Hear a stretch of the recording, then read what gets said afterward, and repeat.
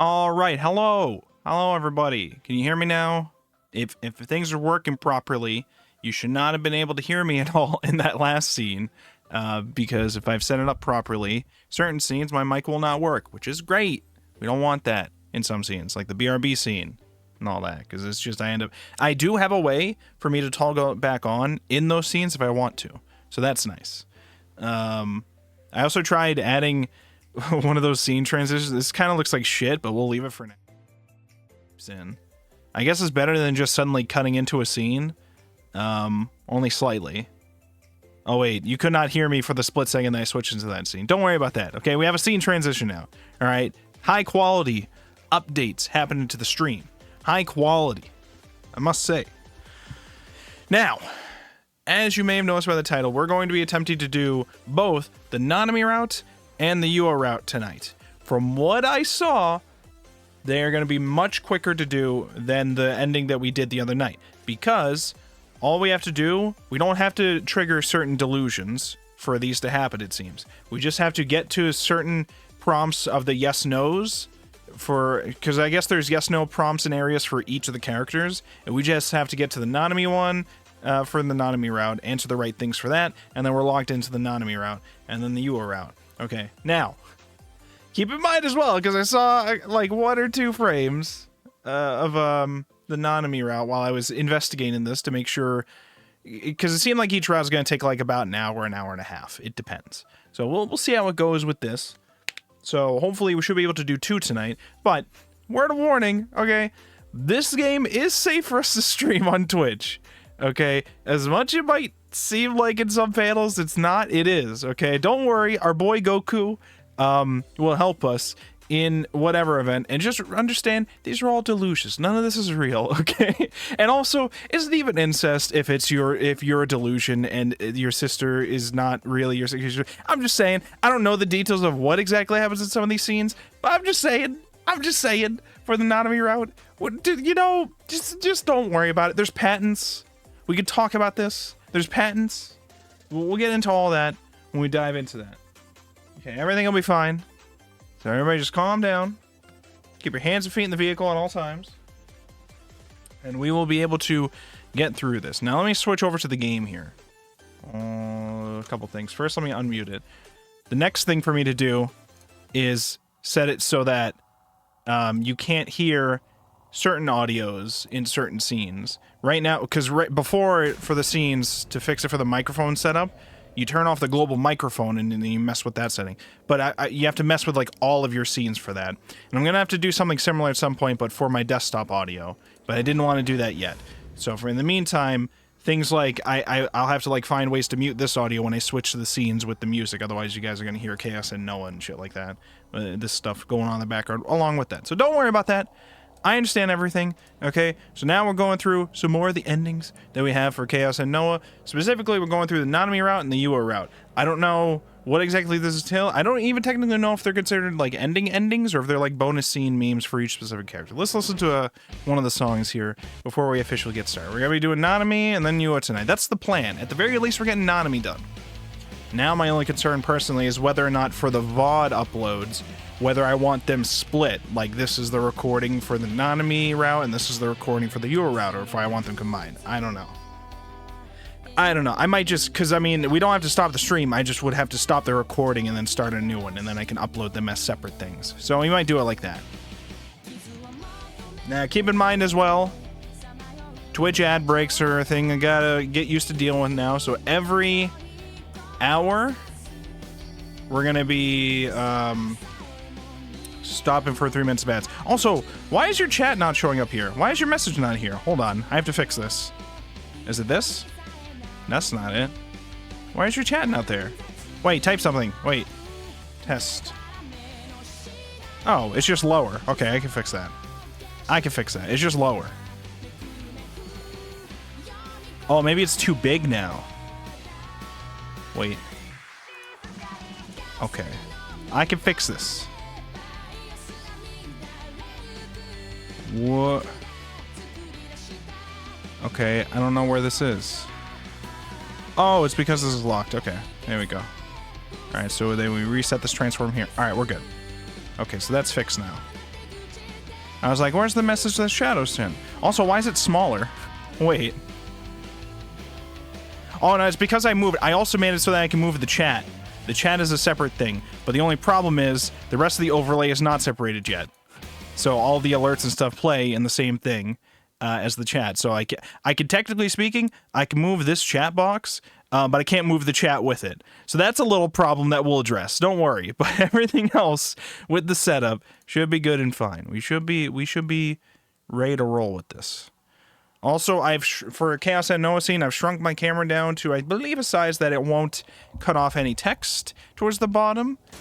If it does, let me know, and I'll either shrink my camera a bit more, or I will try to either move my camera back up. I don't like my camera being up in that top right corner, though. I kind of like it being down here, but I also don't want my camera blocking off any text. So, I don't know. I was Master Duel last night. I was still playing some Master Duel tonight. Dude, my Melfi deck is, like, pretty sick. I won't lie to you. But I think I'm at, like, almost gold 1. I think I was, like, gold 2, about to get to gold 1 again with the deck. Because I have to grind up to... I think I was a platinum something before. I don't remember. But eventually, I'll get back to where I was. I know I have an achievement on there that says I reached platinum rank at some point. Alright, we'll have this one play out. This one's going to play out. And then we're going to start the reading for this, okay? And again... hands and feet in the vehicle at all times for whatever delusions may or may not show up in some of these endings. I only saw one frame towards the beginning of the Nanami route that I might be a little concerned about, but just keep in mind, all this is supposedly safe to stream on Twitch. Okay, it's got a category, it's there, we are allowed to view these things. There is no actual sex scenes in this game, and all this shit's delusions, and I'm pretty sure you don't even see, like, you know, fully exposed anything, so we should be fine, as far as I'm aware. Okay, if I'm not and I'm gonna get banned, oh well, we died in a blaze of glory, okay? So we'll deal with that as it happens. Why do I feel like the chat is, like... I need to move the... Hold on. Let's move this thing a bit, so that you guys are in the middle. One day I'll have everything fixed with my stream setup, and then everything will just be perfect, and then I can mess with anything on the fly, and then everything will be good. One day we'll reach the dream. One day.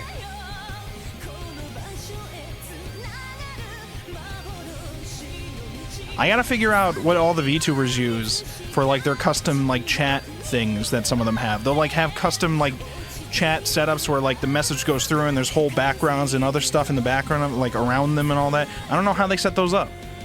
Or if there's a specific thing that, like, I have this running through Stream Elements. I don't know if they do something else for that, though. I'll have to look into it.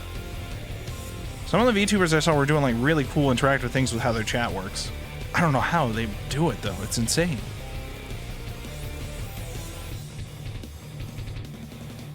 All right. It's time to begin. It's time to begin. Ladies and gentlemen, hands and feet, the vehicle, all times, as we begin our descent into madness once again with Chaos Head Noah. Just make sure everything's good. Okay. All right. Now, my precognition abilities. As we all know, I have precognition abilities, and I use this to help guide me in these playthroughs to know what exactly we should do in order to achieve the endings that we're trying to go through, okay? My precognition ability here for the Daydream ending, the Nanami route, tells me that after we've achieved the Crying Sky ending, we restart the game. Delusion 1, so there's only a couple delusions that we have to do something specific for. The first delusion we have to do negative, the second one we have to do positive, and then we have to answer no, yes, yes. So keep that in mind. You guys got it memorized? Got it written down? And then once we get to chapter 6, it's going to go into the Daydream ending. Alright? Hands, feet, vehicle, all times. Okay? Okay. Alright. We do start.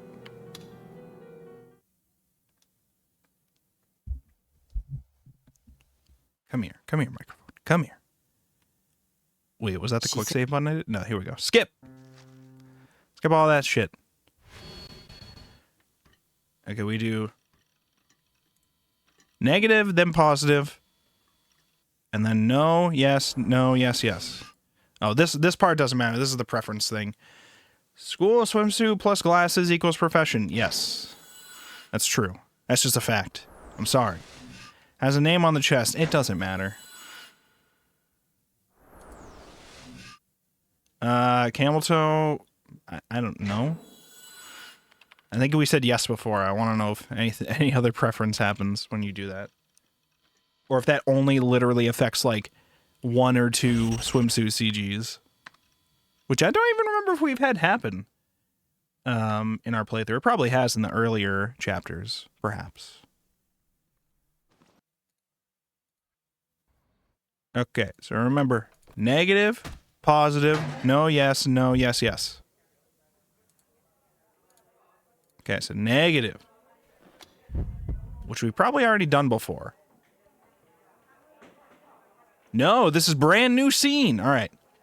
I felt like it should have been obvious to him how much I didn't want to go and see a puddle of blood and gore. It would have been way too much for me. It wouldn't be like a haunted house or a horror movie or something people had actually died IRL and the killer was still on the loose. So wherever the murderer was likely to be, I'd have liked to be anywhere but there. Still, I was curious about the murderer. What could have been their motive? Were they just a psychopath that committed crimes for the hell of it? That was probably the best reasonable explanation. Well, whatever, it didn't really matter to me. I can read, I swear. I mean, I was a serial killer too. And even though I'd killed hundreds of people still treated me like a hero. That was an ESO though. LOL. Oh, he almost let it slip. He almost. Don't worry. The cops were ready to arrest you right there talking to me, but, you know, he literally said, you know, in a video game, in Minecraft, in ESO. Just goes to show how much better the 2D world is. Am I right, fellas? Anyway, I tried my hardest to turn down Misumi-kun's proposal. I imagined myself like a brawler straight out of some fighting game. A psycho killer? If I ran into a guy like that, I'd turn him into mincemeat. In my delusions, I could kill or spare anyone I want. Oh, no. Oh, no. Oh, no. Also, wait, do I have to move this a bit? Slightly? Am I more centered now? Am I good? I think it's good. Yeah, we're good. Yeah, we'll go with that. But the people who actually tried to live out those sort of delusions were idiots. Didn't they know that real-life actions have real-life consequences? Even the new-gen killer would be caught eventually, and then they'd rot in prison for years, decades, or even just waiting to be sent to the gallows. If I could just say one thing to them, it'd be, what a pity. You really should have just kept your delusions to yourself. Or one to talk, really. Alright, delusion time. We're back in the alley. I went out to buy myself some dinner. I took the road I always used to get... I took the road I always used to get to my local convenience store. It was only a 3-minute walk from my base. I had walked down this dirty alley more times than I could count. But for some reason, walking through it today, I couldn't help but feel as if I'd stepped into another world. The alley was the same as ever, but it felt like it was the first time I'd ever set foot in it. What's more, the stench of rotting garbage was lingering in the air. The moisture in the atmosphere was so thick that if I hadn't known any better, I'd have assumed that it'd just been raining. The air was like syrup on my skin. That was when I noticed it. There was something on the ground at the far end of the alley. I think these are literally the same lines from when we experienced this scene the first time, but now something's going to be different when we get there.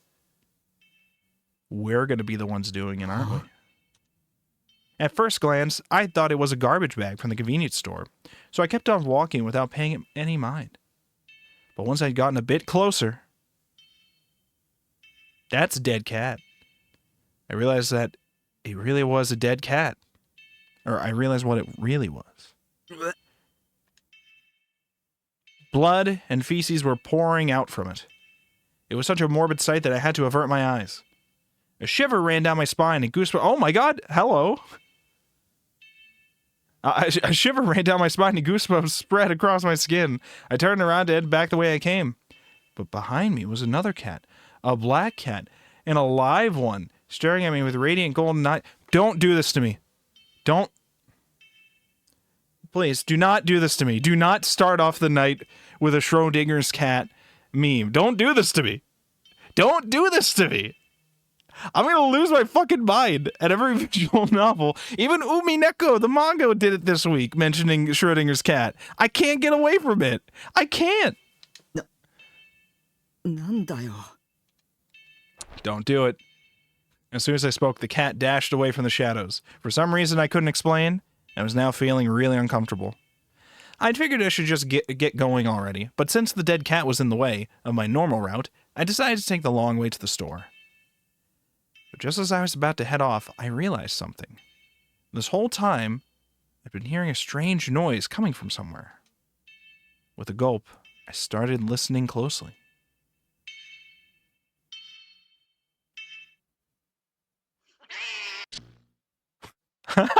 All right. 最悪だ。 Well, that sucked. How's it going, Dango? How you doing today?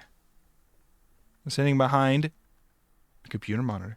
I chugged down a cola to quench my thirst, then leaned back in my chair. That was a horrible delusion. All that talk of gory shit must have gone to my head. Whenever something really got to me like that, I tended to have all sorts of weird delusions about it. Stuff so bad it surprised me even though they were just delusions. There were still a lot of times where they genuinely affected me and how I was feeling. My imagination was just too powerful for my own good, especially in cases like these where I didn't have this full story. Whenever that happened, my mind always went wild, filling in the blanks with the worst things I could think of. Sometimes it was so terrifying that it actually made me scream. Of course, that'd be fine if I were back at my base, but if I did that in public, I'd attract all sorts of unwanted attention. I can't tell if we're supposed to be in a delusion right now. I'm trying to focus on the image right now to see if it's slightly moving. I don't think it is. Pretty good. Thanks. How about you, dude? Just call me Uria. Oh, okay. Unless Dango is easier. Okay, no, I can call you Uria. Things have been good. I got a work thing done earlier today that I was getting nervous about getting it done in time for my boss who has to do a presentation using the data from the thing that I processed for Monday. So I was like, am I going to have to deal with this all weekend? And no, I got it done earlier today. So it looks like it's all set. Unless he texts me saying, hey, shit's fucked. We need things fixed. And then in which case I will fix the thing tomorrow. But everything else is good. Everything else has been going pretty good. Just been chilled. All right. So. All right. And then we go back to content that we've read before. Okay. I'm going to turn up my AC while we go through this. And then now the next delusion we have to do positive. Next delusion is positive. Let me turn up my AC.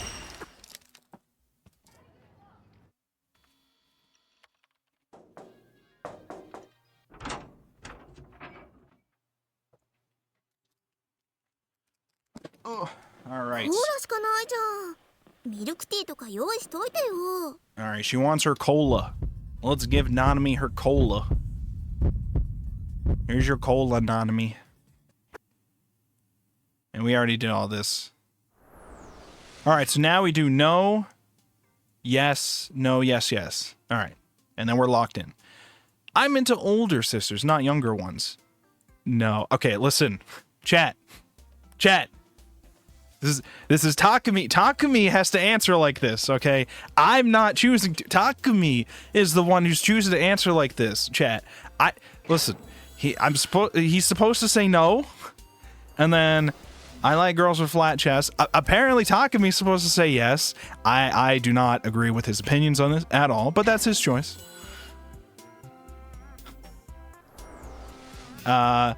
There are 3D girls I like besides Nanami. Now, Takumi is supposed to answer no.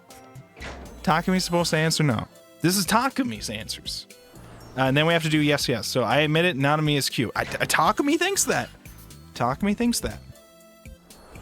I want to kiss Nanami. Okay, well, I don't know how that works for Takumi.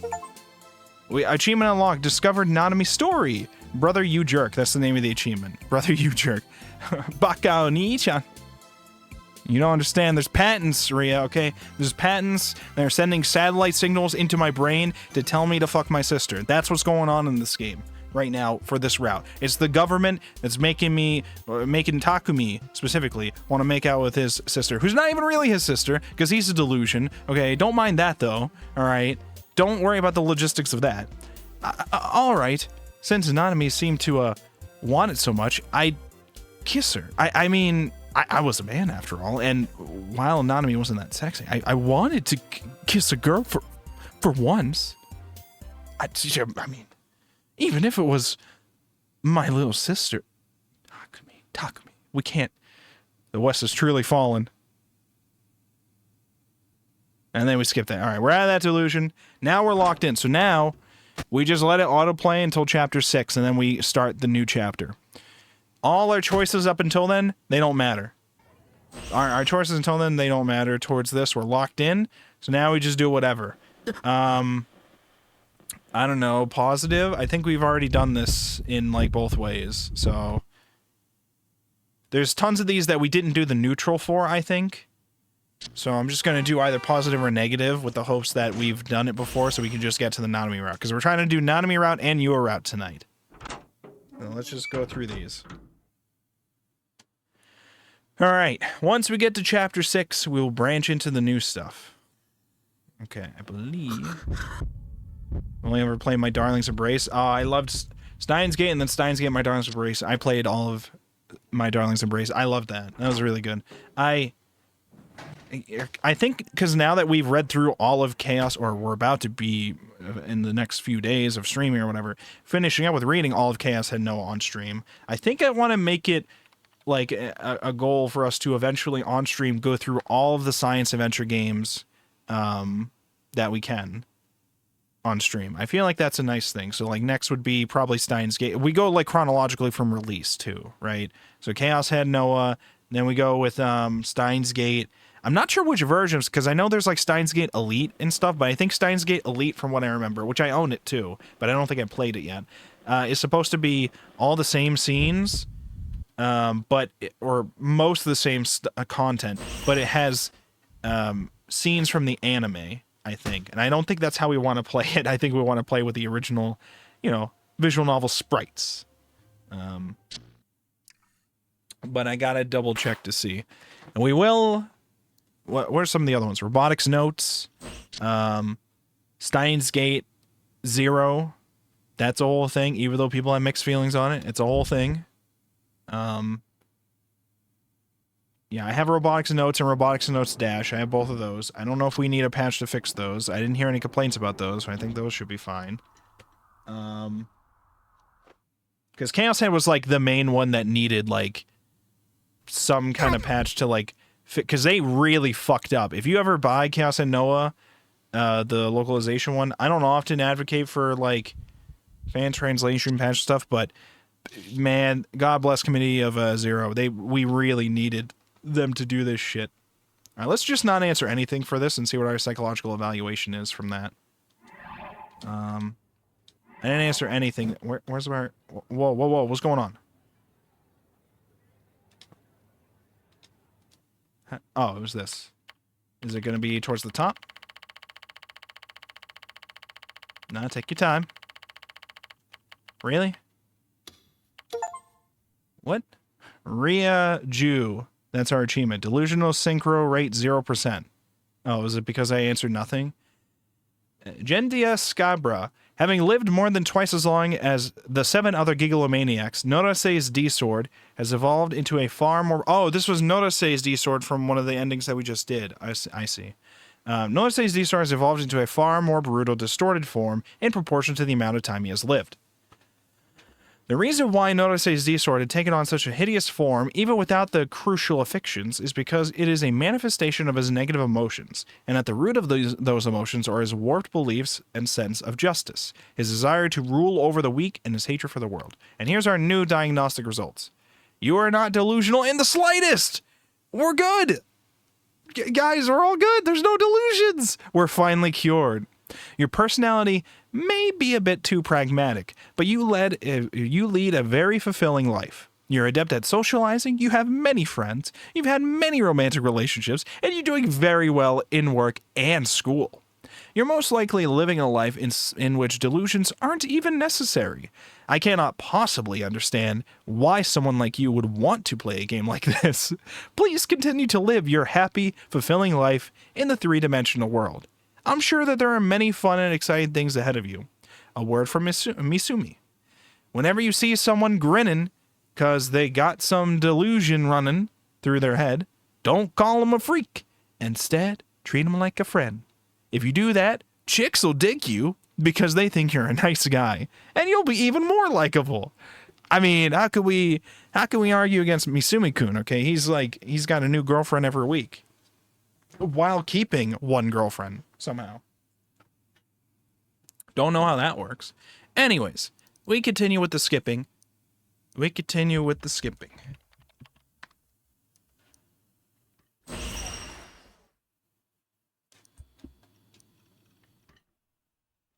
I played it when I was new to VN, so I thought it was the same game but different ending, so I just picked the cheapest one.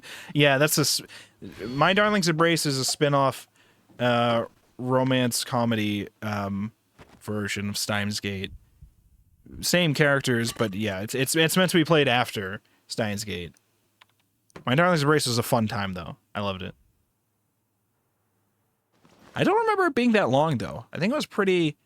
decent chunk size. It's not like a huge thing. Which is nice. It was nice. Okay, this is the orgy thing. We're locked in for the orgy scene. In front of the whole crowd. Everybody just starts fucking. Alright. Oh, wait, no, I hit... I did neutral. We're getting a new scene because I hit the neutral thing. And then I looked at my screen and nothing happened. Without me even touching the keyboard, Neidhart, who had been standing with his back to me, suddenly turned toward me. Or so it felt, LOL. Like that ever happened. In the end, I'd stared. Oh my god. What's wrong with me tonight? Let me just drink water. I'm saying words that aren't on the fucking screen, okay? And we know when we get like that, alright? I'm losing my mind. In the end, I'd stared vacantly at the monitor for over an hour, but Neidhart stayed completely still the entire time.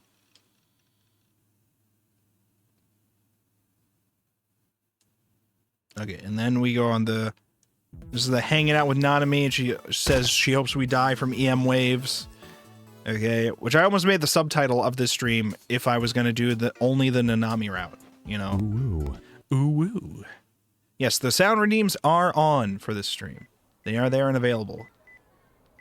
Nishijo Nanami had a spring in her step.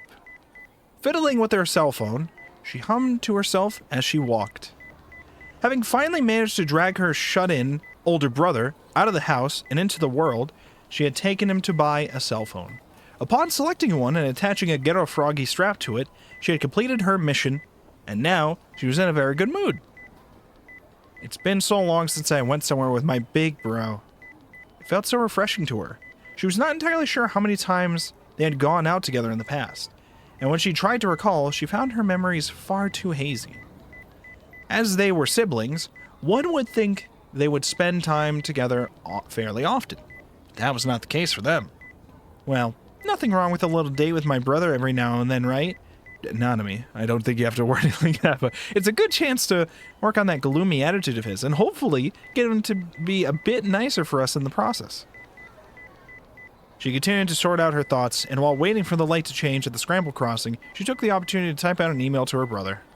Then, the walk signal flickered on, and the swarm of pedestrians began moving once more. Nanami kept her eyes glued to the screen, letting the flow of the crowd carry her along. As one would expect, the flood of people in front of Shibuya Station made writing an email while walking nearly impossible. Distracted, Nanami slammed into the shoulder of a passing middle-aged businessman, nearly knocking him over. She bowed her head at the man, received a sharp glare in return, then slipped the phone back in her bag. She figured she should probably stop typing for now. She would have plenty of time on the train to do so. Not a moment later, she noticed a familiar face among the human stampede passing through the ticket gate. It's Rimi! Oi! Rimi-san! Rimi in casual wear. Hello, Rimi! Uh-oh. Sakihara Rimi was startled to see the girl who had called her name. She averted her eyes, her demeanor nowhere near as friendly as Nanami's. Paying no mind to this, Nanami closed the distance between them. リミさん、久しぶりだね。 Uh-oh. 久しぶり。 What's wrong, Remy? She seemed strangely distant. Trying to figure out why that might be, Nanami guessed that Remy might have been waiting on a date. She could say, for sure, it was not with her brother, though, given how he had left his home just moments before. あれからお兄と Or はどう left です for his home. Given that her brother would rather wallow in his own filth than step out into society, it was easy to imagine he and Remy did not talk very often. As she thought to herself, Nanami tilted her head. She felt a strange unease regarding the gaps in her memories. あれからっていつからだっけ？ Oh. Remy didn't say a word. She simply gazed up awkwardly at the Jumbotron displaying Omura Kareda's newest music video. Nanami continued to dig through her memories to find anything on Remy, to find anything on her brother's relationship with Remy. She should have known something.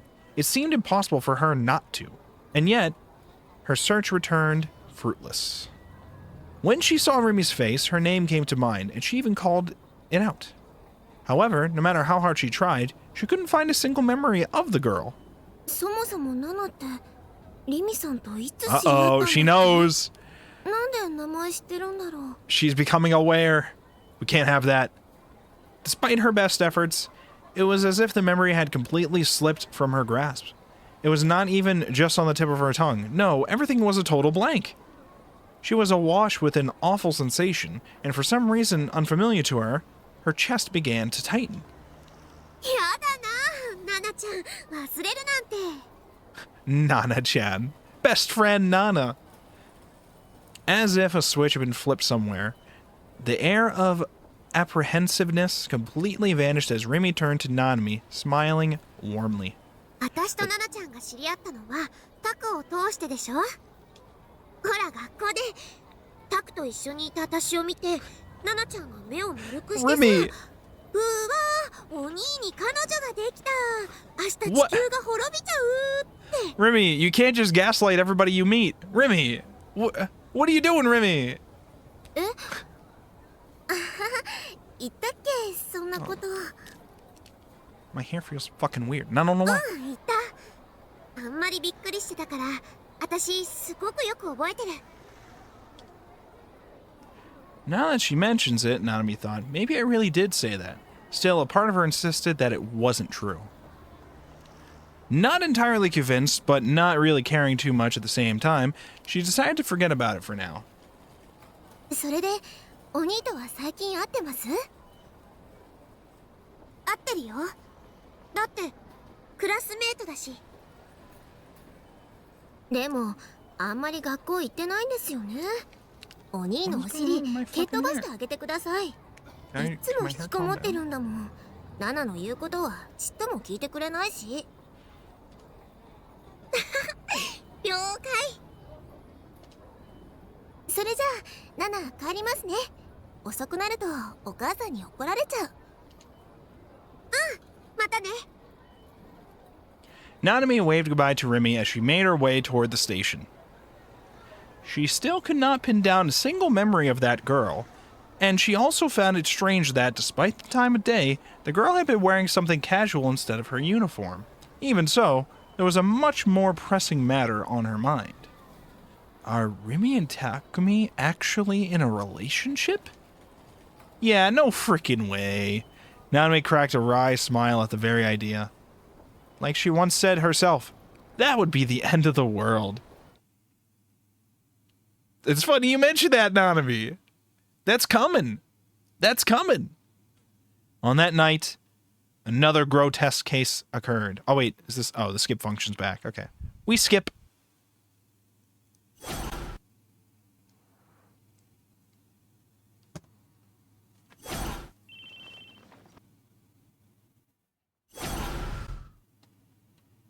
All right. This was the Santa scene. I think we've done both of these already, so let's do this one. Okay, I just remembered that there was a weird feet scene with that. Don't worry about that. There's patents. Don't worry about it. All right. Misumi-kun. Let's have Misumi-kun die. Fuck you, Misumi-kun.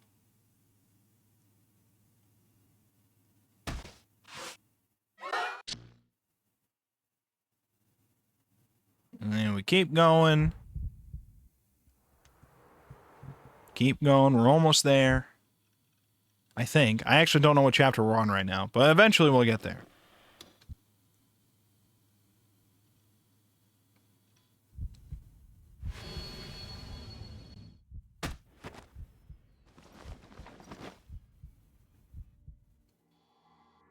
Let's go, let's go.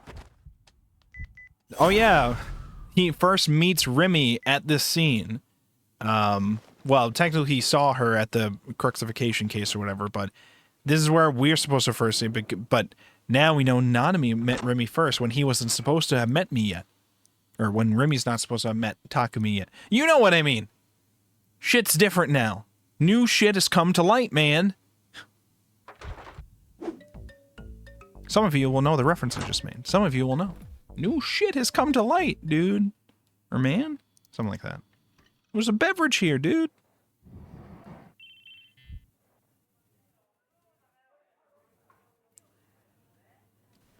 Alright, Kazupi. They're both evil, and they all group up to kill me. And then... that girl looks cute. Wait, which one? Which one? Was it the one that I just had to make a decision on the delusion? That is Kazupi. That is Kazupi. She was evil in that delusion. In that delusion, at least she was evil.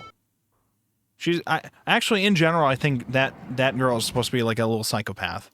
But that's a different thing. Don't worry about that. Yeah, the blonde that looks shy, she doesn't talk. She speaks to you directly to your mind.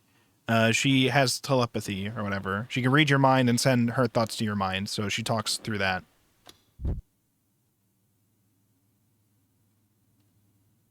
Oh, this is a new scene, but no one came out. For some reason, I had a bad feeling about this. This wasn't normal. Maybe I'd somehow managed to stumble into something completely unreal.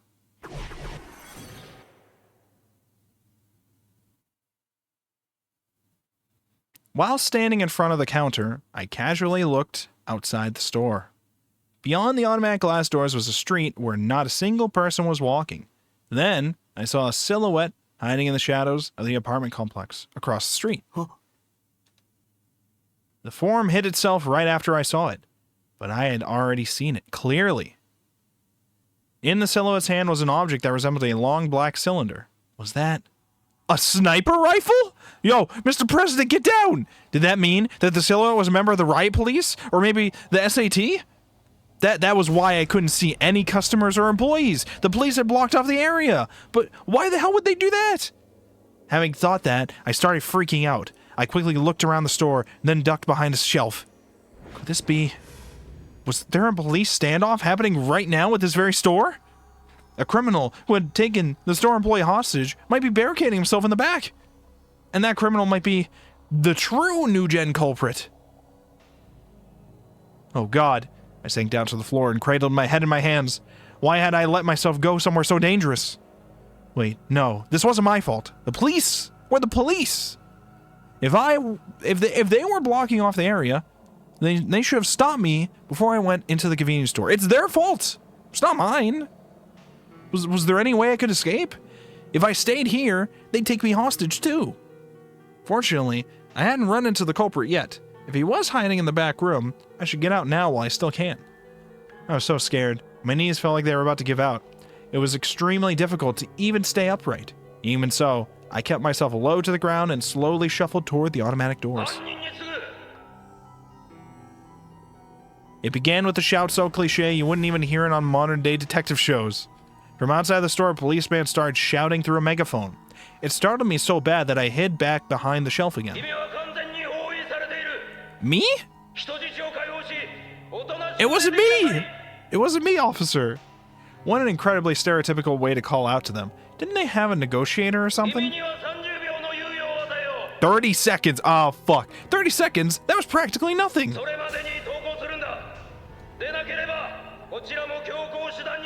What does that mean? What? They wanted to come in by force? Were they trying to put the hostages in danger? If you did that in modern-day Japan, the public and mass media would eat you alive. What the hell were the police thinking? Takumi, you would not last here in America, I'm just saying. I stayed crouched down on the floor and held my breath. My heart was pounding insanely fast. It felt like my chest was about to burst. If the police were going to force their way into the store, the whole place would become a war zone, and I'd be caught right in the crossfire, whether I wanted to or not. I might get hit by a stray bullet and die right there. Please, no. I couldn't see what the criminal was doing. The entire store was silent. I was getting angry. What the hell was the criminal doing? Hurry up and surrender already. Otherwise, I'd get caught up in this too. I think they're talking about you, Takumi. I don't think you get this yet, Takumi. I think they think you're the guy. Takumi, I think you're under arrest here. I gingerly peeked out from behind the shelf and looked outside once more. What I saw shocked me to my core. There were several SAT snipers in plain view of me, all of which... Not as hard as mine. Hey, Ria with the sub. Thank you so much. Thank you so much for the sub. Well, I'm going to have you here. And now you don't have to deal with ads when they start up in 18 minutes. Although I am going to be pausing for 3 minutes anyways when they do start up. But maybe I'll leave my mic unmuted and talk to you guys. I don't fucking know. But thank you so much. Thank you so much for that. We appreciate it. It's been a while since I've heard the Martin Shkreli fucking sound effect that we have for that. There were several SAT snipers in plain view of me, all of which were training their sniper rifles right at the store. I frantically jerked my head back behind cover. The police were going to shoot the criminal to death. Would they be able to get away with something like that in Japan? I couldn't believe it. This couldn't be happening. Give me a break! My eyes darted around the room restlessly until suddenly they settled on my hand. Huh? For some reason in my hand was a knife. And the blade was soaked in red. It was blood. What? I was confused. How long had I had this knife in my hand? Where did I even get it? There's like several terrified people behind him too, probably. I heard someone groaning close by. An employee was lying on the floor. He was a bleary looking guy, likely a college student. His hands were tied behind his back and his mouth was covered with duct tape. He was looking at me. His eyes were stricken with fear. Why are you looking at me? Don't look at me like that. You're looking at me like I'm a criminal. Wait.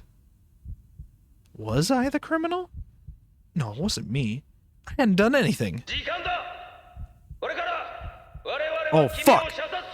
Oh, shit. This wasn't happening. No. No, don't do that. This wasn't happening. What? Ah, this wasn't happening.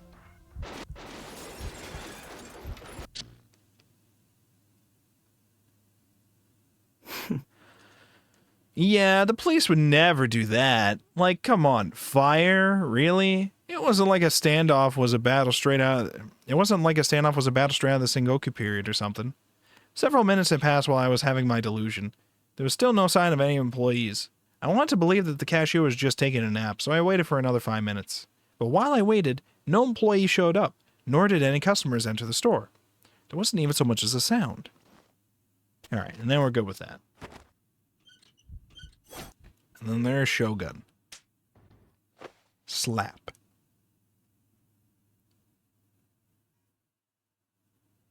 Alright, so now we're in Chapter 4. Once we enter Chapter 6, that's when the Daydream thing is supposed to be a thing that we enter. I don't know if it's during Chapter 6 or after Chapter 6, but my precognition abilities tell me that that's what will happen. Supposedly. Allegedly. In my mind. Yeah, the cute blonde, she just kind of hangs out with Senna, the purple-haired? Blue-haired? I don't know. I don't remember what color her hair is, but...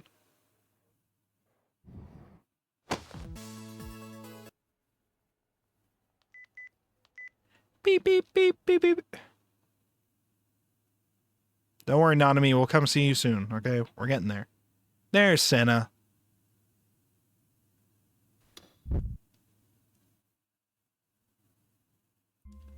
And we did this scene already. That's good.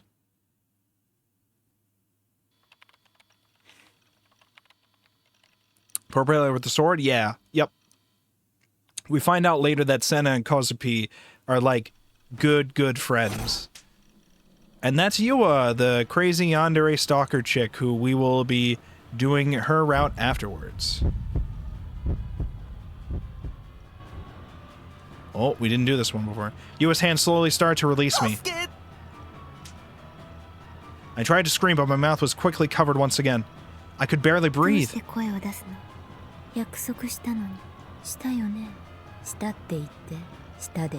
No, and, no, I don't...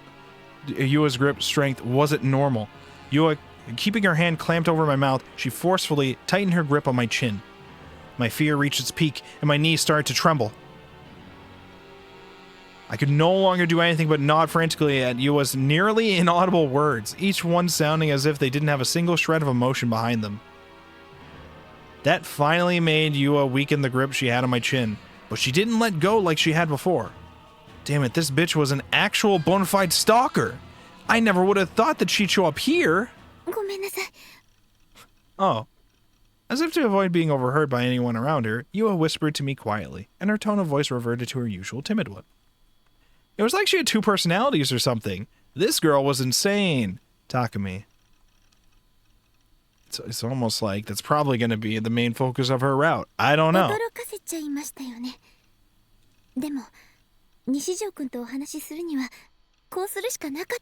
You mean to tell me her route that's titled Moon and Sun isn't about two different personalities that she probably has? Is that what you're telling me, game? Okay, you're the kind of woman that can actually just kill you. Nah, get 5 so you can have a yandere battle royale and marry the winner. Pays. But I absolutely had to do this in order to talk to you, Nishijo-kun. She looked genuinely sorry. Crazily enough, I almost felt guilty just by looking at her. She was an amazing actor.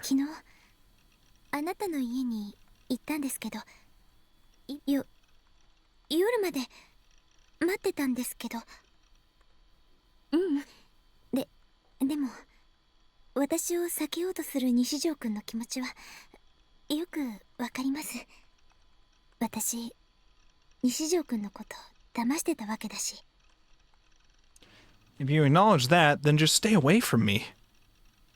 I have nothing to say to any of Shogun's underlings. Anyone who traps a weak person like me is a demon.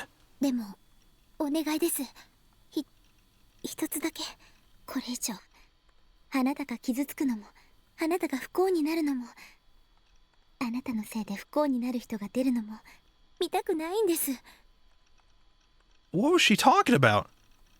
She was talking as if she knew everything about me. Despite the fact that we hadn't even slept 24 hours together. Why did I say slept? Oh my god, what is wrong with my brain? Despite the fact that we hadn't even spent 24 hours together.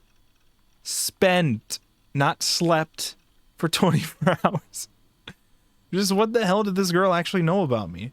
Was this just another one of her signature batshit insane delusions? A shudder ran through me, and I started flailing my arms and legs. But even so, Yua didn't let go.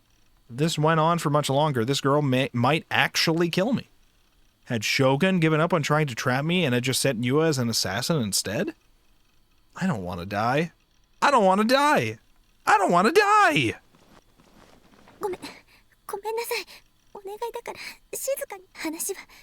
What? Almost done with what? The tone of her voice was meek, but the power behind Yua's hand, as she held me down, was so strong, even if I tried to resist, she wouldn't budge an inch. Why are your goons not as hard as mine? Oh my god. Gifted a tier 1 sub to Shadow Man version 4. This is their first gift sub in the channel. Wait, why did it read that whole thing out? Wait, thank you so much for that. I'm just so confused at why it read the whole thing out. I have to find out why it did that and turn that off, because I don't want it reading that shit every time. Wait, is this a thing? No, I don't want to stop everything to do it now. But thank you so much for that. Holy shit. And now Shadow doesn't have to deal with ads either, so enjoy that. Yeah, the bot's just yapping. I mean, we do have the text-to-speech things through the channel points. So that's supposed to be the only intended way that it yaps. Intentionally. I don't know why it wanted to yap like that. Anyways, thank you so much for that. That's amazing. We love you here on the stream, okay? Thanks so much, Ria. All right. I couldn't believe such slender hands could be so powerful. 西条くん You will inch your face closer and closer to mine. I desperately turned my head away. I prefer machines that don't speak. Damn! Damn. Damn. That's fucked up, Shadow. That's fucked up and evil. Fucked up and evil. Okay? Alright. You will inch your face closer and closer to mine. I desperately turned my head away. Please. What? Whoa, whoa, whoa, whoa, whoa, whoa, whoa, what's going on? Stop. Oh, was this? Oh. I thought I had hit a button that was forcing it to skip stuff that we hadn't read yet. I freaked out for a moment and just remembered this is text that we've read now. Okay. Alright. Okay. Okay. I know how to play video games, guys. I know how to play them. I swear. I know. I know how to play them. I know. You gotta trust me on this one. Okay.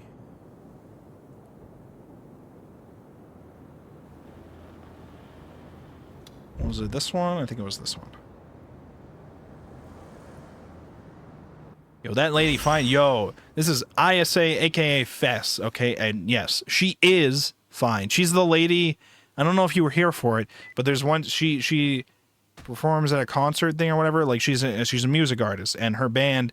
One of the delusions you have is that she initiates an orgy with you in front of the whole crowd. That's a whole scene delusion that happens with her, apparently. And here, she's trying to showcase the power of delusions that can be used by them by showing a version of her that's naked, or half naked, talking with her at the same time, a version of her that's dressed, I guess. For reasons. It's very important for the plot that she's half naked. It's very important. It's very important. Please understand. She sounds cool. She is kind of cool. She says all this cryptic shit in like every sentence, okay? But it's cool. She's cool.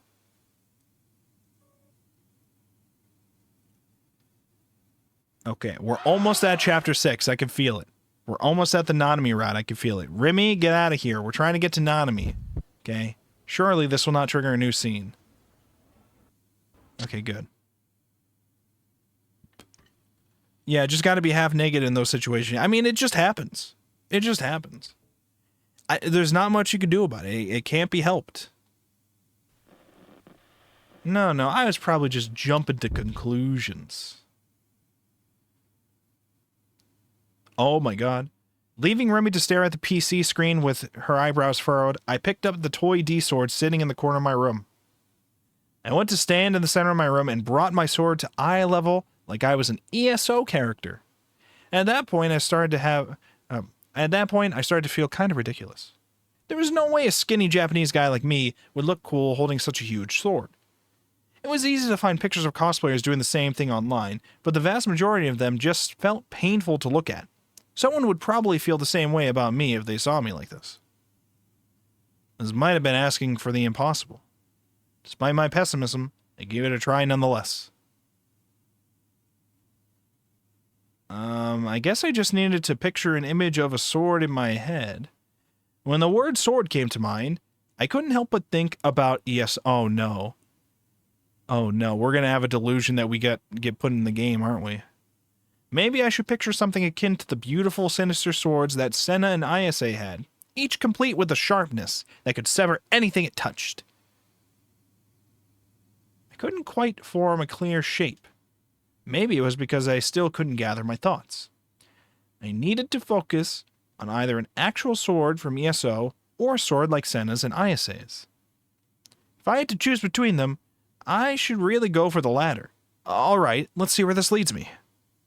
While reproducing one as a delusion inside my head, I planted my feet, gritted my teeth, and tried grasping the sword with the power I now held in my hands. I prayed as hard as I could, inside my head. Become real!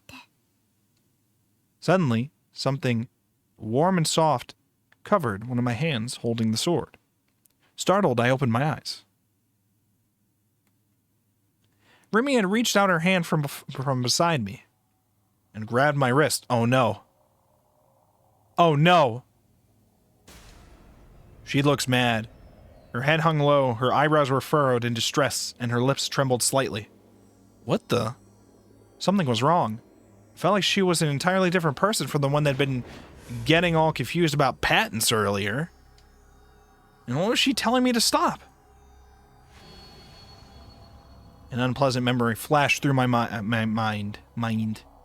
Remy was on my side. She was supposed to be. However, I still hadn't solved the mystery surrounding her. Did Remy know something about D-swords? With a gulp, I nervously called out to her. Taku. With her eyes cast downward, Remy opened her mouth. Her voice was stifled, devoid of any and all emotion. その件だけど。 Remy was my ally, wasn't she? She wouldn't betray me like Yua did, would she? If even Remy betrayed me, I'd... 捨てた方が。どうして My voice nearly cracked. Did Remy know something after all? だって。 Remy's gaze finally moved, but this time it landed squarely on my eyes. I hurriedly avoided my own. What was she gonna say? だって。もう高校生だし。 What? Remy slowly broke into a grin, a very mischievous grin. The abrupt change in demeanor left me speechless. そりゃ男の子っていくつになってもそういうおもちゃが大好きなんだなってのはなんとなくわかるけど。 Remy, you don't get it. This is boys' time, okay? Boys want to swing around the swords in his shipping container at the top of a building, okay? Let God forbid the lads have hobbies, all right? God forbid. さすがにそんな大きなおもちゃ一人で部屋で振り回してるのはどうかと思うよ。それが許されるのは小学生までじゃない？ Okay, listen. でもタクの個人的な趣味を私の前で披露してくれたって Okay, all right, all right. ちょっと嬉しいかも。 Okay. 私にだけ秘密を教えてくれたみたいで。 Okay, I guess. W? I mean, he's not taking this as a W. What the hell, man? I'd gotten all scared for no reason. And then we skip. Okay. All right. What we got next? Negative. Again. And then we did this scene already. And then the patents. The patents again.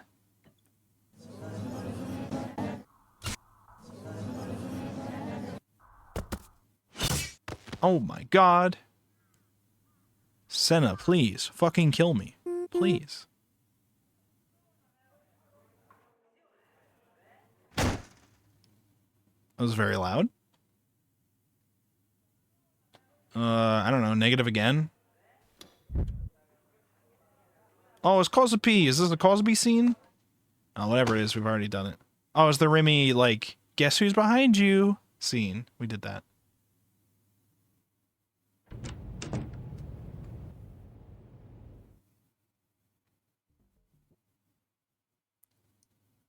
We're almost there, chat. I could feel it. We're almost there.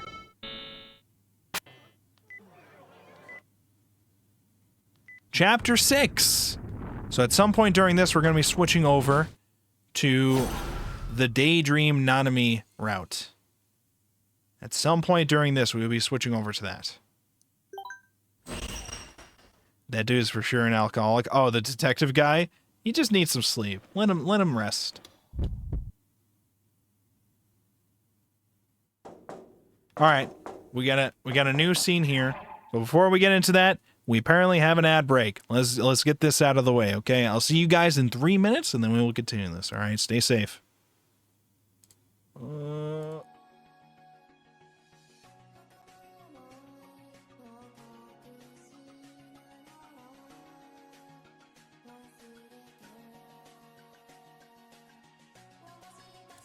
This is the secret subscriber-only audio. Only you can listen to this right now if you are watching the stream live. Remember to drink water. Stay hydrated. And thank you for subscribing. We appreciate you all. What anime is this? Oh, this is from an Eve music video. The artist name, there was a specific popular artist that did I think the character designs or animation for this. It starts with a Y. If you look up an Eve music video, that's where I got this from. It's one of the Eve music videos.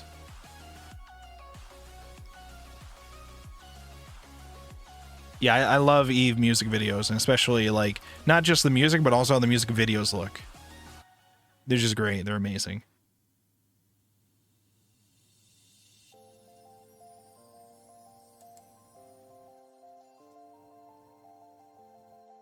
I'm hydrating right now. I'm staying hydrated.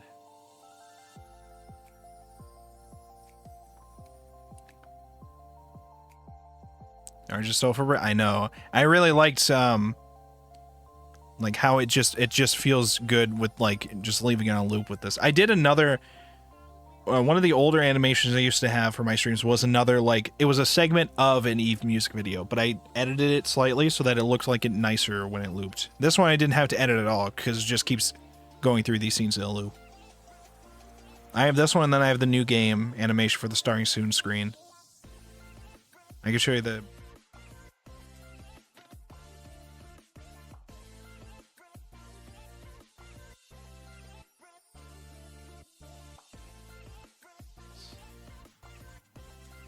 I gotta grab a couple others for the future. You still haven't watched New Game? New Game is amazing. It's an amazing anime. It's one of my favorites of all time.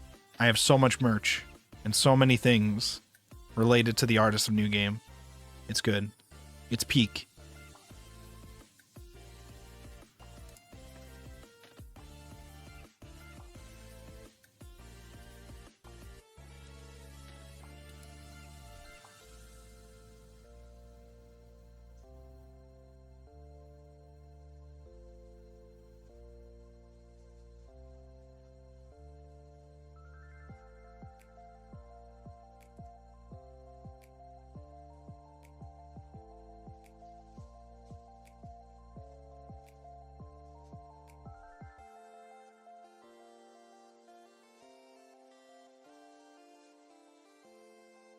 And we're back. And we're back. And we're back. Hello. Let us continue. We have a new scene with a negative delusion here. I thought that was a sound redeem that somebody did for a second there. I thought one of you fuckers redeemed a sound alert. And I was like, wait a minute, that's not a sound alert I have. Wait a minute. I'll take your word for it, but I'll have to wait for a dead anime season for me to make time. All right, that's fair. It's good. It's not something that people have to rush to go watch, but it's got 2 seasons. Oh, shit. New Game has 2 seasons, and they're very good. Okay, but we'll continue with Chaos and Noah here. Okay, negative delusion. Rimmy's knocking, perhaps? It was Rimmy. Rimmy had actually come. My salvation having finally arrived, I headed for the door. Only to stop dead in my tracks. Huh? Why was she knocking so hard? Rimi. I called out to the other side of the door. The sound ceased. Silence. There was no answer. Please, say something. Why aren't you saying anything? Rimi, なんでしょう。答えてよ。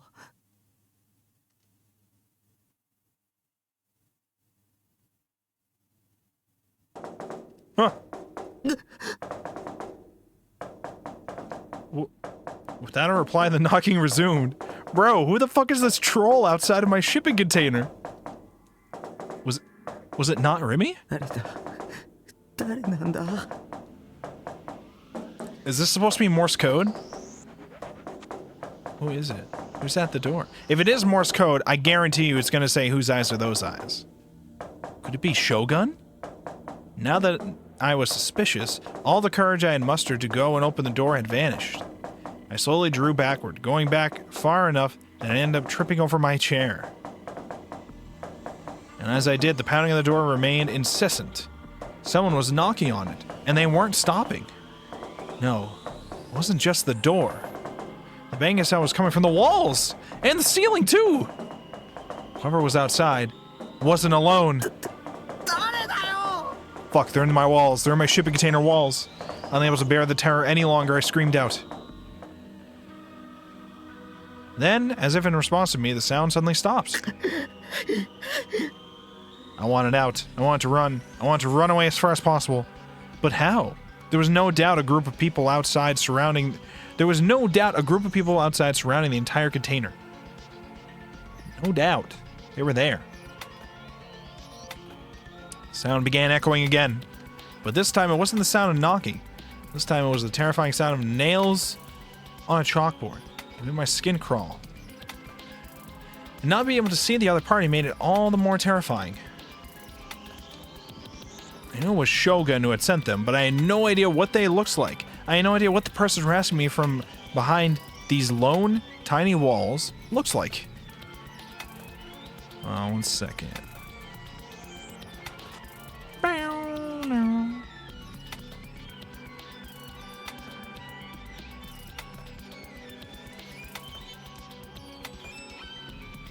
Come on, here we go. When you show him you live in his walls, but instead of being proud of you for finding him, he screams, "What do you want?" My entire body was covered in goosebumps, and the sheer discomfort I was feeling made me even more nauseous than I already was. I covered my ears tightly.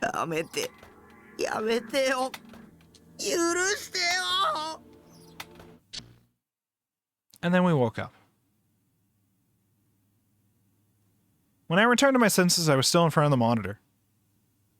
Shocked, I turned toward the rest of the room. I stayed still and listened carefully. I couldn't hear anything anymore. Had it just been a delusion? For more than 5 minutes, I stayed hyper alert to everything that was happening outside the container, so frightened that I couldn't even move. In the end, there weren't any signs of anything suspicious, so I opened the door slightly and peeked outside. There was no one there. Had it really just been a delusion? Even if it had been, I was still just as anxious, and my heart was beating fast. I looked back at the monitor. And then we continue the scenes. Okay. Alright, we continue.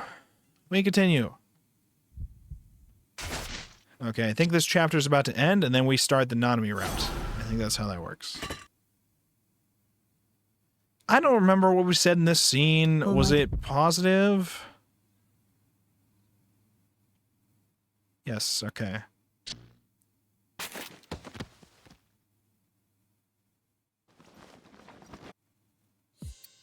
And then their mysterious scene happens. And we continue forth.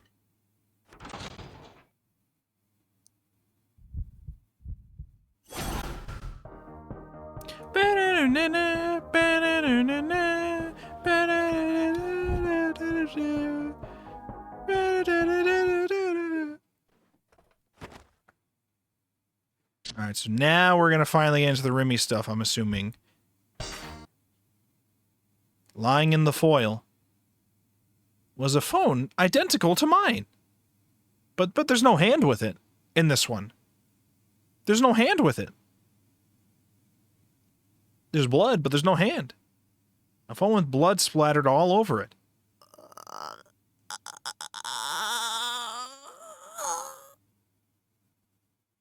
I understood all too clearly what it meant. Chapter 7, Daydream! We made it, chat. We're here. We can finally start the Nanami route. We're in a delusion right now, too. Alright. I could no longer concentrate. Unable to take it anymore, I whipped open the door to my base and leapt outside. My whole body was exuding an insane amount of moisture, covering me in an unpleasant, greasy sweat. The nightly wind felt colder than usual. The moment my feet hit the chilly concrete, I immediately realized I wasn't wearing any shoes. I had to go. I had to do what Shogun had said. I had to go to Ofront. Obviously I was scared, and obviously I didn't want to go. All I wanted was to curl up in my room and hug my knees in fear. But I felt that if I didn't, something horrible would happen to Nanami. The tears refused to stop. Even if I wiped my eyes, my sight was still constantly blurred. Nanami. My whimpers were even more pathetic than I'd expected them to be, to the point where I felt like throwing up. I shook my head back and forth, desperately trying to shove down the weakness welling up within me. Even the slightest amount of hesitation here would mean I'd never leave for O-Front. So I had no choice but to keep up my momentum. I'm too worried about Nanami, so I can't just stand around. And with that thought, I bolted away from my room. Don't lose this momentum. Make it to O-Front, and things might just work out. Hurry up and put your shoes on. After that, grab your Seirotan figure as a good luck charm. And then, just run. Just run. Run as hard as you possibly can. Right now, you're Nanami's only hope. I clenched my teeth, and then, right as I was moving back to my base to grab my shoes, I thought I heard something. I sprang up in surprise. And then when I turned towards where the sound had come from, I saw a person. Whoa! Bro, put some clothes on! Nanami! Nanami? Well, she's got both hands, so that's good. I rubbed my eyes, then took another look at her face. It was Nanami. I would know her face anywhere. Nanami! I rushed to her side. For some reason, she was completely naked. Her head hung toward the ground lifelessly, and I couldn't make out the expression on her face. Every few seconds, her slender body trembled. Nanami! Even though I had rushed over to her, I still had I had absolutely no clue what had happened to her, nor what to do in response. All I could do was call her name over and over. What I really wanted to do was hug her, but the thought of that might then think... Wait, what? What I really wanted to do was hug her, but the thought that she might then think I was a pervert made me hesitate. I mean, yeah, that's a fair assumption to make here. Okay, we don't need... Why do you have to do that pose? Where are your clothes? Sluggishly, Nanami's head lifted up toward me. Her face was pale and her lips were somehow worse. It felt like she was on the verge of death. Her eyes were vacant and hollow. And yet, when she looked up toward me, I could see large tears spilling from the corners of them. Oni, Nana. Why what? What the hell happened? Why are you naked outside of my shipping container home? And also your phone's in my thing for some reason. In response to my question, she shook her head lightly from side to side. That's what I want to fucking know. In any case, I quickly looked her over to see if she was injured. Of course, I didn't want to seem like I was deliberately looking at anything I shouldn't. Okay, Takumi. I mean, it wasn't like I was hot for my blood-related sister or anything. Seeing her naked didn't do anything for me in the slightest. Okay, Takumi. When you put it like that, we all totally believe you. We all totally believe you, Takumi. But also, the good news for you, Takumi, is that you're a delusion, and so she's not actually blood-related to you. So, I guess you're in the clear. At least she didn't seem injured. Wait, then whose blood was on that cell phone? You know what? I just worry about that later.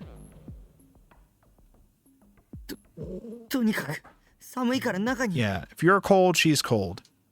Let that naked little sister in. Okay, don't. I should have thought about that before I said that out loud. Don't clip that. I held out my hand to her. She was pretty slow to react. Her trembling showed no signs of stopping. She looked like a newborn fawn. Nanami grasped my hand. She was cold, so cold in fact that I unintentionally let out a yelp. Jesus. Jesus. We're in delusion mode here, so all this is happening is probably bullshit, so keep that in mind. Bracing myself for her getting mad at me, I touched her bare shoulders. She was cold to the touch. Should I get a hot shower ready for her? Or should I make her something hot to drink first?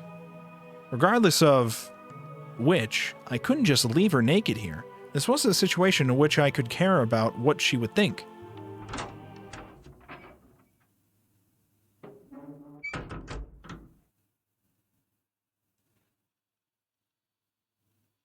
Okay, there we go. We got her some drip. We gave her some drip. Was this... This must be a part of our outfits. Is this just... Wait, what does this say? I see SE. What is the... Oh, is this a Seirotan Oh, it's a Seiratan sweatshirt. Aww. I tried to pick the cleanest thing I could find to put on Nanami, but my lifestyle didn't exactly make that very easy. I didn't have many clothes for wearing in public at all, really. So reluctantly, I'd given her my brand new blood-tuned sweatshirt that I'd been hanging on to for safekeeping. Then I'd made her some instant coffee. Generally, coffee wasn't my thing, but I could remember Nanami bringing some over a long while back, saying Mom and Dad had made her. It hadn't expired quite yet, so it should have been fine. Nanami was sitting quietly on the sofa. She still looked pale, but her shivering had stopped.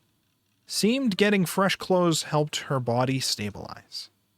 I silently handed over the cup of coffee, and she meekly accepted it. ありがとう。 No problem. She wrapped the cup with both hands and stared fixedly at the surface of the dark liquid. ブラックだね。砂糖とかミルクとかそんな気の利いたものはここにはないんだ。 I don't drink coffee, so this is what you're gonna get. Likely understanding the situation, she pursed her lips and blew on the coffee. ASMR streams. And then, she slowly raised the cup to her mouth. Alright, she cannot handle black coffee. Was she not good with hot things? Oh, the hot. Okay. The heat. I couldn't remember if she'd always been like that. Though it didn't help that I never paid much attention to details like that to begin with. Nanami started chugging the coffee like her life depended on it. Her cheeks were turning rosier, so her body was probably heating up as it moved through her. ねえ、このコーヒー熱いよ。 Well, then wait. じゃあ飲むな。 Yeah, don't drink it. 飲むけど。 Alright. You can either whine or to be honest, but you can't do both. Then again, her complaining was probably a sign that she was feeling better. なあ、一体何があったの？ Yeah, what happened to you?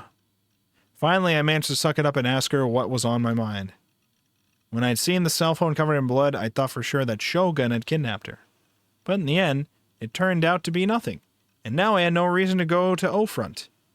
I could just stay here with Nanami.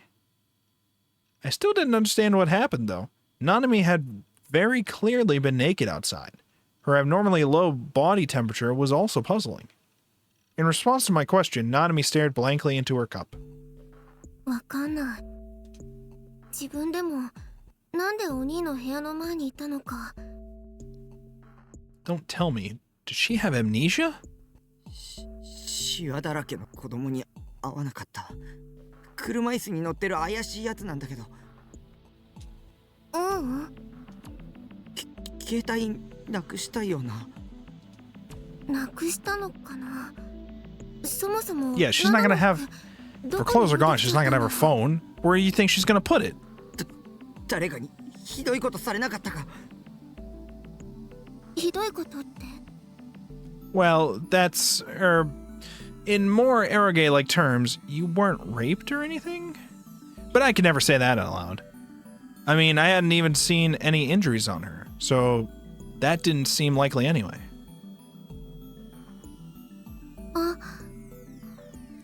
As if she had just remembered something, her head shot up. バングル。 Oh shit. Is she gonna lose her mind because she doesn't have the bangle? バングル。なくし。そりゃ服も持ち物もないんだから。バングルもないだろ、常識 Yeah, 的に use 考 some えて。 common sense, idiot. そうなんだけど。なんでだろう。バングルだけはなくしちゃったことを思い出して。 Oh, I got the ad on Discord. I think that was you clipping it. Okay, I'll check it out later. I hate you. I hate you. Okay, why is it that I only remember losing my bangle? どこでなくしたの？それはわかんないけど。 Nanami was really disheartened. She must have been thinking that it was gone for good, and that we'd never find it now. Hearing her story, well, it still didn't tell me a thing about what had happened. You can't hate me, I'm literally a snag. Should I take her to the hospital? For that, maybe I should contact our parents. That way, they could come and pick her up. ねえお兄。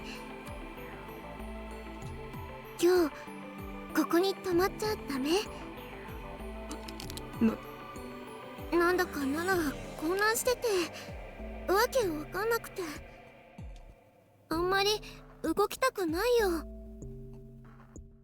Well, her usual volume was at an all-time low, so I didn't see an issue with her staying the night. 親には連絡しとけよ。 Yeah, we should probably do that. I approached the cardboard box that I had left in the corner, and then took out the blood-smeared cell phone. After carefully wiping down the phone with a wet wipe, I handed it to Nanami. ナナの携帯だ。これ送ってきたのって。 Nanami tilted her head. It'd been stupid of me to ask. 親に連絡したらシャワー浴びてこいよ。体 Nobody has 温めた方がいいと思うし。 Nobody has explained to me the logistics of how he takes a shower on the rooftop of this building. Because he's not taking a shower in the shipping container. He's got a washing machine, dryer, and I think like a kitchen stove or grill or whatever on the roof. How's the shower work? Does he just have a shower head somewhere on the roof? Oh, here we go. My shower was outside. It was a prefab shower of sorts, and it was situated right next to my container. Okay, that answers my question.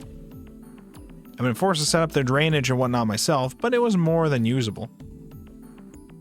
Maybe he bathes in the washing machine? True. Or maybe he just doesn't bathe. He is a gamer, after all. It was typical what I had used, after all. And since I didn't have a bathtub, I just used the nearby public bath whenever I was in the mood for something longer. 浴びてくる。ねえ What? 一緒に。 Bro. You want me to take a shower with you? Had my sister gone totally fucking bonkers?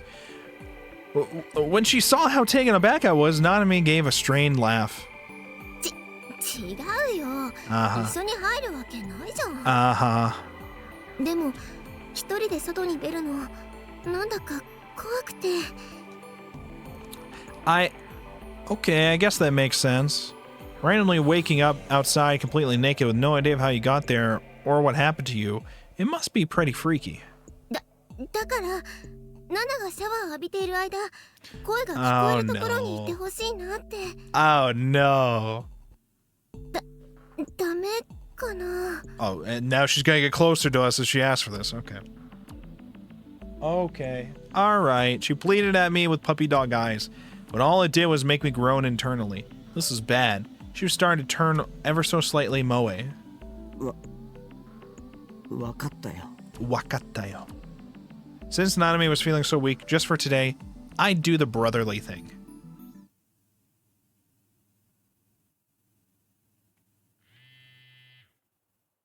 What was that? In my sleep, I'd faintly heard a noise. What exactly was it? Where had I heard it before? Oh, I know. It was a cell phone vibrating.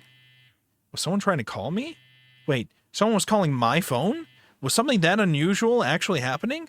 Or was it the usual you may pass prank call I'd been getting lately? If so, then no way was I answering it. I passed out for over an hour last time because of how eerie it had been.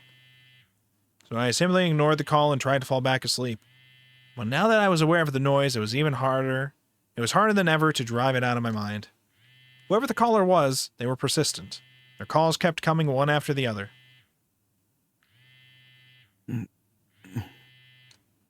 I opened my eyes only to realize I was lying on the floor. Nanami ought to have been asleep on the couch, and yet she wasn't there. Where had she gone? The bathroom? Or had she canceled her plans to stay overnight and just headed back home? The cell phone continued vibrating all throughout my weak, groggy attempt at getting up. It'd gone on for over 3 minutes now. My answering machine would have kicked in, but I guess I'd forgotten to set it up. I'm pretty sure this just means it's an alarm, but... Tired of the caller's sheer persistence, I grabbed the cell phone off my PC desk. The incoming call was from a restricted number. Okay, then I had no idea who it was. I didn't really want to answer it, but... もしもし。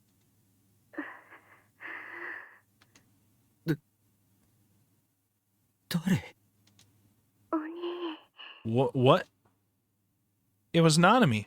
I breathed a sigh of relief. Where the hell was she even calling from? It only been a few hours. What happened to her being exhausted and not wanting to leave? ナナミか。どこにいるんだ。右手を返して。 What? What? Jamobi, how's it going? Hi, baby girl. Hope you're having a wonderful stream. I am. Hope things are going well for you, dude. We are losing our minds here with our... would she be our sister? Again, the logistics of her are confusing because we are a delusion. We are not a real person. And yet she is supposed to be our sister who is a real person. So does that mean she's not our sister? I don't know how that works. But in any case, she's missing a right hand. But there's a version of her that's not missing a right hand. It disconnected. Nothing she said made any sense to me. Shut the fuck up! What the hell kind of prank was this? Fuck off, Nanami! God damn it. I felt stupid for even worrying. Since she seemed to be doing just fine now, I guess I didn't need to look for her after all. Alright, it's 9:26 p.m. and I haven't eaten. Wish I could have stayed longer, but gotta go. I had lots of fun. Well, thank you for coming to hang out, Ria. I appreciate you. And thank you so much again for subscribing and then gifting a sub. We appreciate you here, okay? Be sure to tune in for one of the streams in the future or check out the VOD later that we upload, okay? We appreciate you. Thank you so much. And enjoy whatever you end up eating. Let us know what you eat, too. Why are your goons not as hard as Oh my god, you gave it another... A tier 1 sub to Chamabai. The bot... They have given 2 gift Why does the subs in bot the read channel. it? Why does the bot read it? You give it... Thank you so much, Ria, for gifting us up to Chamubi. Holy shit. Jesus, you are an absolute legend, Ria. Holy fuck. Thank you so much. Alright, enjoy your night. Stay safe. Enjoy whatever food you get. Bye. We'll continue with the pseudo-incest route, I think. I don't know how you would describe this. Lying back down, I tossed the phone away and closed my eyes. Move this over here. Stay here, microphone. Stay right here. Wakey, wakey, eggs and bakey. Me? Oh, okay. All right, Saratan.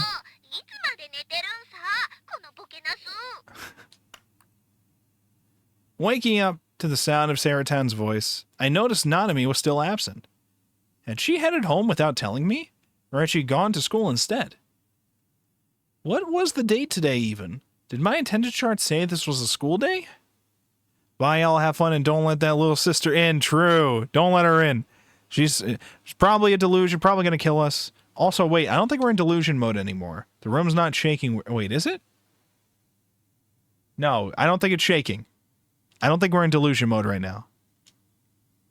Without getting up from the floor, I continued being hazily lost in thought. When... there she is! After opening the door, Nanu's face peered inside.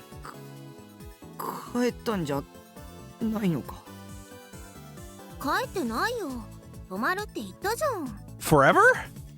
ということは、やっぱり昨日の深夜のあれはいたずらだったんだな。いたずら？何のこと？ The phone call. Nanami tilted her head, playing all innocent. Was she really going to drag this out and pretending she hadn't done anything? Don't think you could trick me so easily. I'm not that stupid. Oh, Takumi.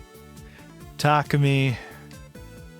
All things considered, after taking the night to decompress and giving it a look with fresh eyes, I couldn't help but notice how dangerous Nanami's outfit was. Underneath that sweatshirt was, of course, nothing. Yep, nothing at all. Completely commando. Every time Nanami moved her hands, the hem would ever so slightly lift. And each time it did, I swear I came this close to capturing a glimpse of her unmentionable Takumi. Takumi!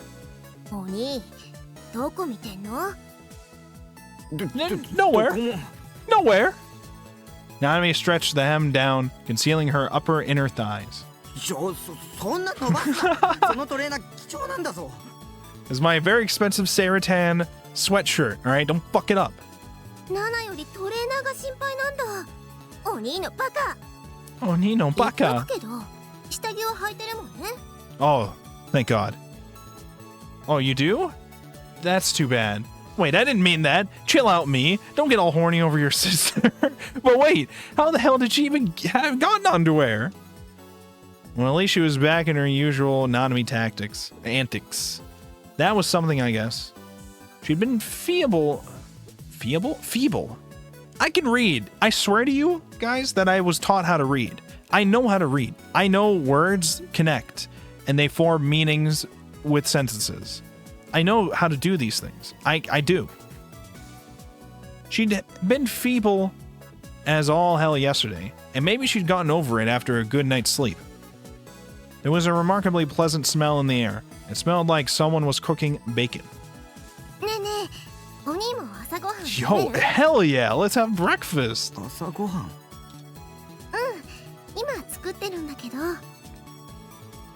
My base's kitchen, well, its sink, was placed right next to the shower with no real care. For the record, I didn't get any gas up here. My solution to that was just to use a portable stove I'd gotten cheap from an online auction. But I never cooked my own meals, so it was likely stashed away in a corner or something. Why is it that we're only getting the details about how he lives in a shipping container on a roof of a building from the little sister route? Why is this the only route that will tell us about his living conditions? I guess Nanami must have gone through the trouble of digging it out of hiding. What the fuck? メニューは。サンドイッチとベーコンエッグ。 Complete with bacon and あ egg? んまり凝ったもの作れないしね。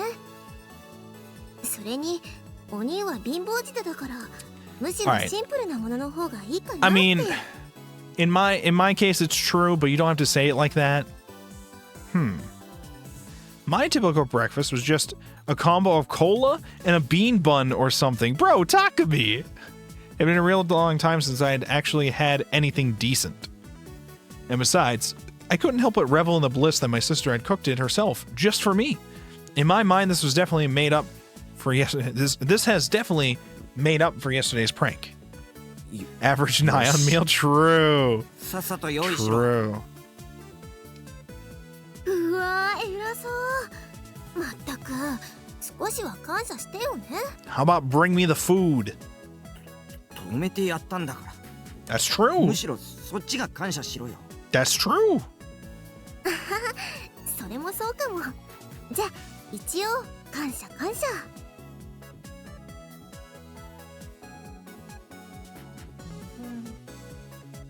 I had to check something on my phone.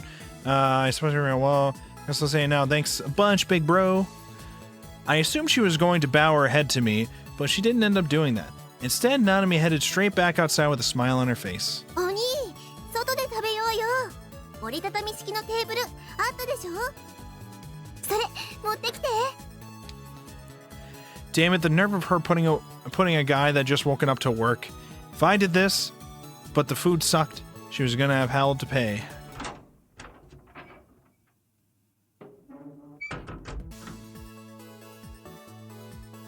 I set up a small folding table and some chairs, the kind you use for camping and whatnot, then waited about 5 minutes. When Nanami finally finished making the food, she carried it over to the table and set it down. At the very least, it looked pretty appealing. Nanami had been our mom's helper in the kitchen for as long as I could remember. Suffice it to say, her cooking skills were pretty passable. Well, she was definitely lucky, because if she sucked at cooking, she wouldn't be able to pull the sheepish smile and the oopsie-daisy tee-hee. Only 2D girls had that right. I'd immediately go soft if my 3D girl did that IRL. Hell, I'd probably never talk to her again. Nanami flashed a smile as she sat down next to me. なんで隣に座るんだよ。 She was really close. Our shoulders were almost touching. There was no way I could eat when she was this close. It would be too embarrassing. So I put a bit of space between us. だってここに椅子が置いてあったんだもん。お兄が置いたんでしょ？ No, well, yeah, I did, but the chair's just for camping. It's not even 30 centimeters tall, and it's light enough that even a girl could carry it with one hand. It's not like it's a big deal to move it a little. Quit your bitching. まあいいや。ほら、お兄、食べ。いただきます。 Itadakimasu. Nanami clapped her hands together and then hurriedly readied her chopsticks. Her appetite seemed to be a lot stronger than before. Just in general, really, she seemed to be doing way better now. She seemed to be doing way better now. The fact that she had been so weak all yesterday almost didn't seem real. Though, oddly enough, the more I thought about it, the more it felt like it didn't just seem not real, but it actually hadn't been real. She'd been lying, and naturally there was only a single reason for her to be lying. 大好きなお兄と一緒にいたくて嘘ついちゃったの。 Something along those lines. Lol, what kind of arrogate did I think this was? Arafulamau? Of course, I'd answer like so. But I refuse. Kotawaru. お兄、なんかニヤニヤしてる。 Oh, nothing. Just a little delusions. また変な妄想でもしてた？ Probably. She'd hit the nail on the head, and my head instantly shot toward the table. Picking up a sandwich, I stuffed my mouth full. うまい。 The ham sandwich had the perfect amount of mustard and mayonnaise sauce. It was incredibly basic, just lunch meat, sauce, and bread. But considering I didn't stockpile any form of seasoning around here, it was pretty damn good. でしょでしょ。わざわざ朝早くに24時間やってるスーパーに行っていろいろ買ってきたんだよ。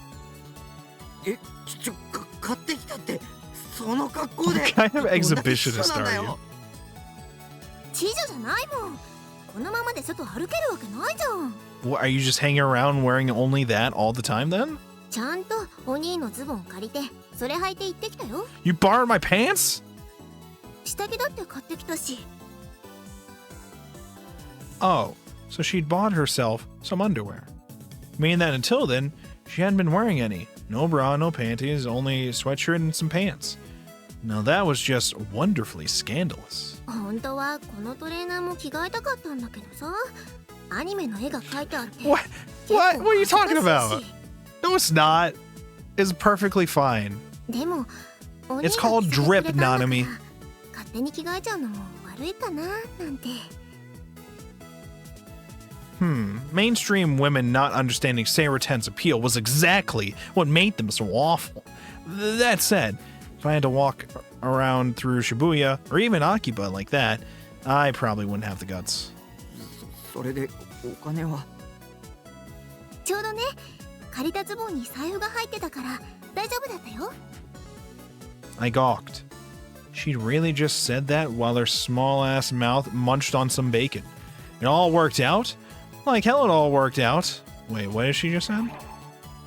The pants I borrowed had a oh, she took our money. I didn't realize at first that's what they meant. She took our fucking money. その財布僕のだろ。僕の金使ったのかよ。だってナナ、昨日お財布もなくしちゃったもん。だからって。 Yeah, bro! 勝手に使うなよ。 I voiced my complaints to Nanami, but she just wasn't listening. Dejected, I squished the half-cooked yolk in my bacon and eggs. 財布もなくしちゃったし、学校のカバンもどっか行ったし、それにバングルがなくなっちゃったのが。Yeah, I think I'm the one in pain here. Just because I've got loads of money sitting around from RMT doesn't mean I'm a fan of getting stolen from. あんな安物のバングルなんかなくしたってどうってことないだろ。 Get your brain 常識的 checked. に考えて。 Besides, I'd given it to her free of charge, so it wasn't like she'd suffered any damages, so why the hell was she so fixated on the stupid thing? Nanami squirmed in her seat. だって初めてお兄からもらったプレゼントだったんだもん。すごく嬉しかったのに。 Aww. Nanami's charm can't distract you from the fact that she stole your money, Takumi. Come on. You're not fooling anyone. Saying cute shit is gonna make me forget about how you took my money without asking. なのね。 Good. Stay 絶 strong. 対見つけ出すから。なくしたままにしておくなんてできないよ。 Yeah, that's great. I'm talking about my money here. For some reason, she tightly clenched her fist as she said that. I inadvertently watched her do so. My eyes drifted toward the cuff of her right hand and landed on a white bandage. A bandage that gave me an awful, awful feeling. その包帯。え？これ？ When I pointed it out, Nanami took the time to roll up her sleeve and show it off. There was definitely a bandage on her right wrist. Even though yesterday, back when she'd been cowering next to my base completely naked, there had been no such thing. 右手を返して。ナナの右手。Oh, I see. This was a continuation of yesterday's prank, wasn't it? Pretty damn elaborate plan. What the hell was she trying to accomplish, though? そんな包帯 What? 外せよ。 Why would you say it like that, Takumi? Oh, wait, he said it like that before, いたず too. らにしたって悪趣味だよ。 Playing pranks is a dick い move. たずらなんかじゃないよ。朝起きてから右手がちょっとズキズキするの。原因はわかんないけど、とりあえず包帯買って巻いたんだ。ズキズキ痛むのに包帯だけ巻いたって意味ないだろ。包帯だけなわけないじゃん。ちゃんと湿布も貼ったよ。Yeah, Takumi, what's the problem? だったら湿布だけでいいじゃないか。わざわざ包帯を巻く意味がわから Takumi, な why い。 do you care so much? そうだけど、ほら、病は気からって言うし。Healthy mind, healthy body. What are you even trying to say? And I'm pretty sure you reverse those. いいから取れよ。 Despite the fact that I was acting rude on the outside, and also gulping down my sandwich, on the inside, my heart was pounding out of my chest.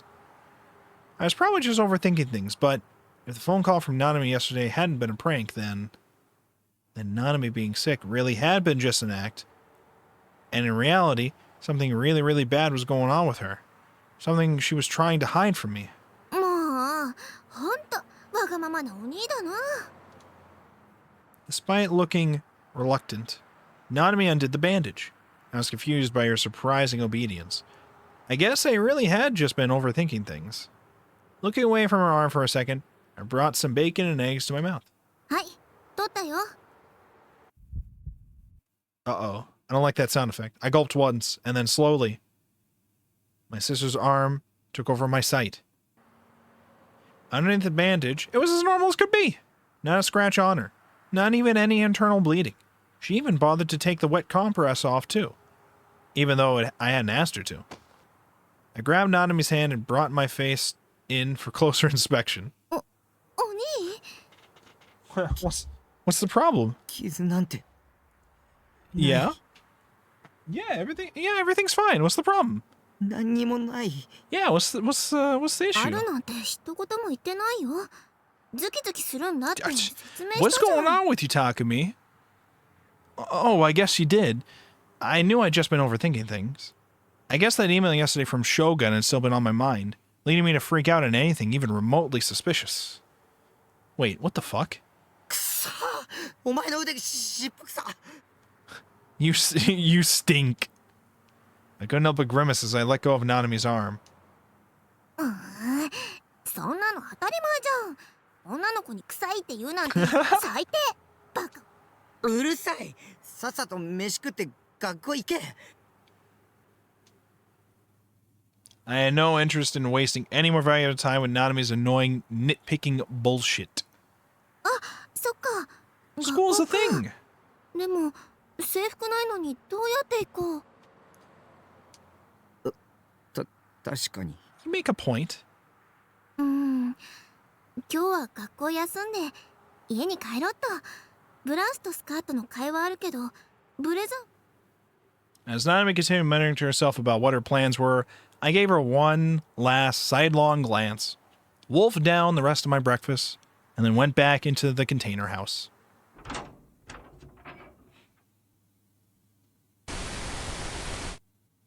Oh, the news. 28 Sixth 日 incident. 未明、渋谷区小東の路上で男 Oh, 性 shit. の変死体が発見されました。被害者は練馬区に住む橋谷康之さん31歳で、死因は異物を喉に詰まらせたことによる Wait, 窒息 do we 死 know とみ about られ this て one? います。 Asphyxiation due to a large object being lodged in his throat.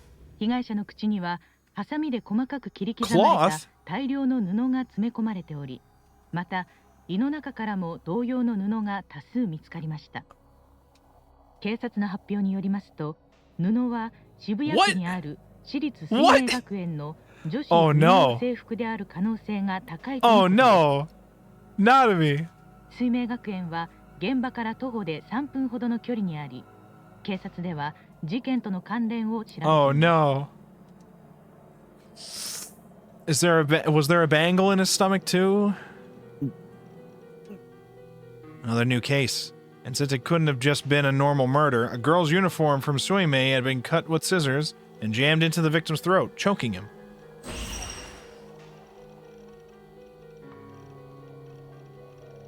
Oh god, was that uniform Nanami's? It had to be. It couldn't be just a coincidence. The timing was too perfect. It really was Shogun. Whatever this guy's goal was, it must have involved kidnapping Nanami and tearing off her uniform. That asshole was 100% trying to provoke me. I was next. I was gonna be the next person to die. お兄、どうしたの？ Nanami called out from behind me and nearly made me tumble out of my chair. 顔色悪いみたいだけど。ナナミ、 I reached a hand out to Nanami. 僕は殺される。殺されるって、そんな冗談やめてよ。本当なんだ。間違いない。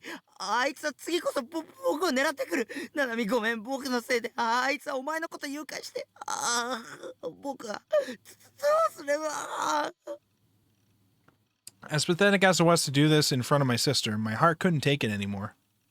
I wanted to cling to someone who could protect me. I hadn't heard a thing from Remy lately. Ayase was hospitalized. There wasn't anyone else to protect me. But right as I thought that, Nanami gently took hold of my outstretched hand. もう、本当にはダメだな。一人じゃ何にもできないんだから。きっと、ゲームのやりすぎで疲れてるんだよ。今日はパソコンはやらずに、ソファーで横になってた方がいいよ。 Just stay on the couch, not the computer. Don't play your PC games, play your console games. Get out your Switch, get out your PSP, Takumi. 僕を一人にしないで。わかったから。お兄を一人になんかしないよ。本当？昨日はナナがお兄に優しくしてもらったから、その。 Don't worry, as long as our sister's here, we won't get murdered by a serial killer. Everything will be perfectly fine, even though she was definitely used in some way as part of the next killing, or she is the killer in this timeline. Don't worry about that. At the end of the day, family really was who you kept closest. Whenever you actually needed something, everyone else would disappear on you. They were useless. They were all useless where it actually mattered. The only thing that could well and truly support me in my time of need was family. Just like Vin Diesel always says. It's all about family. Nanami lending me a hand was such a relief. I could barely keep myself from bursting into tears. I clung to Nanami's hand. 甘えん坊だね、お兄って。これじゃあナナがお姉さんで、お兄が弟みたいだよ。うるさいな。She little broed us. She's a little broing us right now. Nanami jokingly pat my head.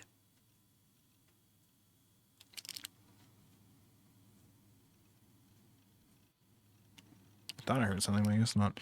It might have only been a bit of messing around to Nanami, but to me right now, the feeling was immensely comforting. ナナミ、頼みがある。何？その。 Normally, Nanami and I only ever got into arguments, so it was pretty embarrassing to ask her for a favor. But I couldn't bring myself to care about that right now. 今日も。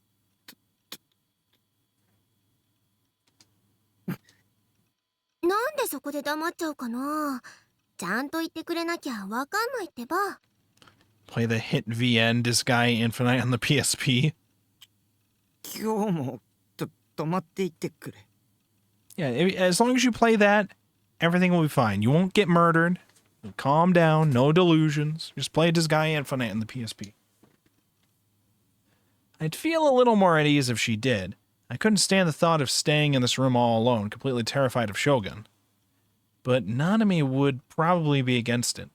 She'd likely call me a pervert for it, especially since I had so much trouble saying it. I nervously turned to Nanami, expecting that reaction. なんだそんなことか。別に何泊したっていいよ。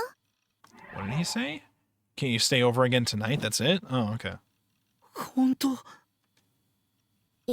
一応ナナだってお兄の心配はしてるんだからね。さすがに今のお兄を放っておけないよ。ありがとう。助けて。助かる。助かる。助かる。Thank God. Family really is the best. No, my blood-related little sister. She's the best. Oh, Nanami, I'm so glad we're related. What a line to say. What a line. What a line to say. And really, if she got rid of that bratty side of her, she would 100% be the ideal little sister. Alright, how does this go wrong? Oh, we're in delusion mode here. Nanami wasn't coming back. Earlier at around noon, Nanami had gone to get clothes from home, as well as something to eat while she was out. With a carefree wave of her hand, she'd given me a "be back soon," then left. 8 hours had passed since then. I hadn't gone online, or even watched Bloodtoon. Oh, you know shit's bad. If you won't even watch Bloodtoon? Oh no. I'd simply sat on the couch, doing nothing but waiting for Nanami to come back. Ever since she'd left, I've been clutching my phone tightly, checking it every passing minute for any emails or calls from Nanami. Though I tried calling from my end, all I'd ever get was a message saying that she signaled that the signal hadn't gone through, or that her phone was off. Why wasn't she coming back? Had her parents said something to her? If so, what would it have been? It doesn't matter if you two are siblings. Boys and girls your age shouldn't stay in the same tiny room overnight, or something. It sounds about... yeah, no. Maybe they were just giving her hell over losing her uniform. When I thought about it for a second, I realized Nanami would have been wandering the streets of Shibuya totally nude before arriving at my base. To put it bluntly, this was actually pretty serious. It wouldn't surprise me if it turned into an outright criminal case. Because of that, I wouldn't put it past her parents to freak out and call the police in a panic. But what if none of that was it? What if it was actually so much worse? What if this minute, while Nanami was heading home, Shogun, or maybe his underling Yua, had kidnapped her? And if that wasn't bad enough, what if they'd already killed her? The possibility of having another email from Shogun made me too scared to check my inbox at all. ナナミ、僕を一人にしないで。Please, hurry and come back. Till I finally calm back down. I want you to forget all about school. Stay by my side the whole time. Rimi promised me that, but she disappeared on me. If you disappeared, Nanami, I...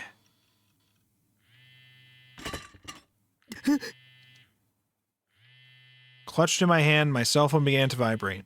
The second I noticed it, I immediately pressed the answer button and the call connected. もしもし、ナナミ。おい。 Oh no, he's gonna think that she's doing the prank again. No, no, he's gonna think it's a prank again. No. Oh no, a shudder ran through me. Oh god, had Shogun really abducted her? What? I didn't do that. 将軍か。あいつに何かされたの？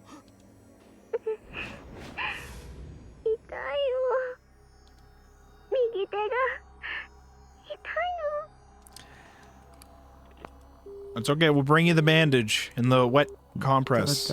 We'll fix your arm up, don't worry. We got some flex tape. Sluggishly lowering my phone, I mumbled that almost unconsciously. Deja vu. It was just like the call from yesterday. Back then she'd said, "Give me back my right hand." I thought it was just a prank. But was I mistaken? I didn't know. I cowered in place, holding my head. Nanami, just where are you? Please come back already. And then Nanami came back, right? Staggering, I aimlessly made my way outside. The sky was already dark as could be. The moon was nowhere to be seen. The distant outline of Shibuya was covered in a faint light. Going outside was a start, but I still wasn't anywhere close to having the strength to find Nanami. Should I give her another call? It was certainly possible that she was still pranking me for the second day in a row. Maybe I was really overthinking this. お兄、何してんの？ Startled, I looked toward the voice and saw Nanami standing there, looking puzzled. She must have changed clothes, given her outfit was different than when she'd left. She also had a shopping bag in her hand. Oh, look at the casual outfit. 今までどこに？ごめんね、遅くなっちゃって。お母さんと一緒に新しい制服を買いに行ってたら、こんな時間になっちゃった。That was the best answer I could have hoped for. Even then, one thing still bothered me. さっきの電話は？電話って？ああ、メールで送れるって伝えておけばよかったね。そうじゃなくて、 No. 電話してきただろ。してないよ。お兄、ボケボケだね。Why does every woman in this guy's life gotta gaslight him? Nanami's answer seemed pretty relaxed. This conversation was just beyond off. Talk about dissonance. それより、今日の晩ご飯、なんだと思う？ひひ、なんと。 Salisbury steak! 手 Handmade! 作りだよ。これから作るから、お兄も手伝ってね。待てよ。電話したよな。右手を返せとか言ったよな。Takumi, why are you freaking out? We got Salisbury steak. もう、しつこい。言ってないってば。誰かと間違えてるんじゃないの？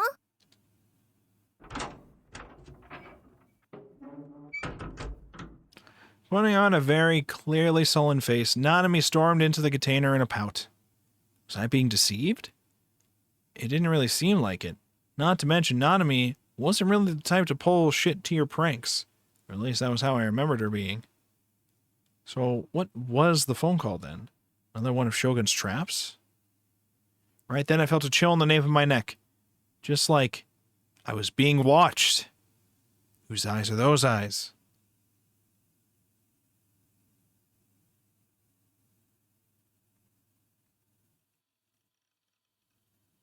After we finished dinner...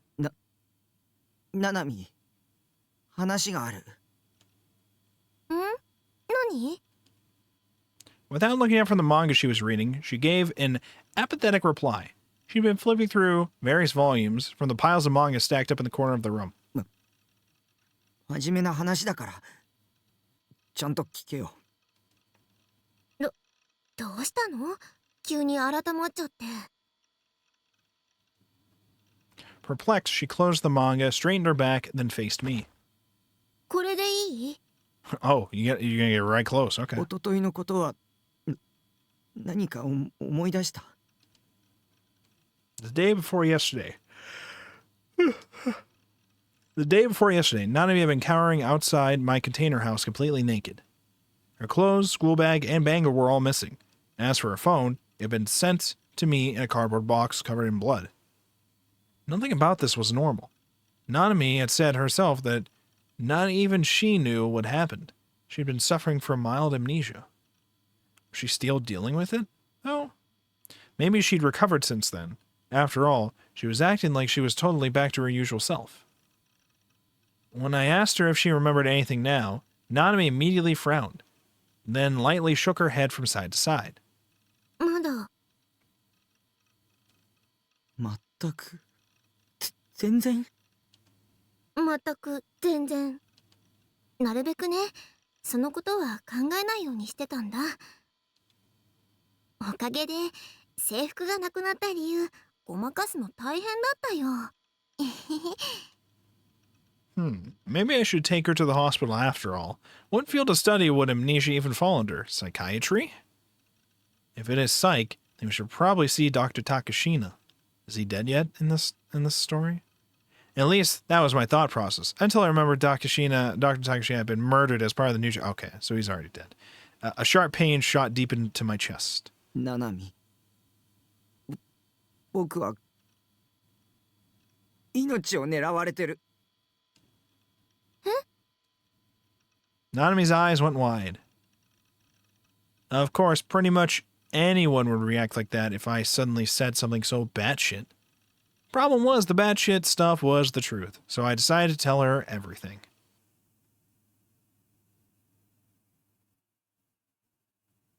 I told her about Shogun, about how I witnessed the third new-gen case, the cruxifixion, and after that, countless strange, terrifying things have been following me without end.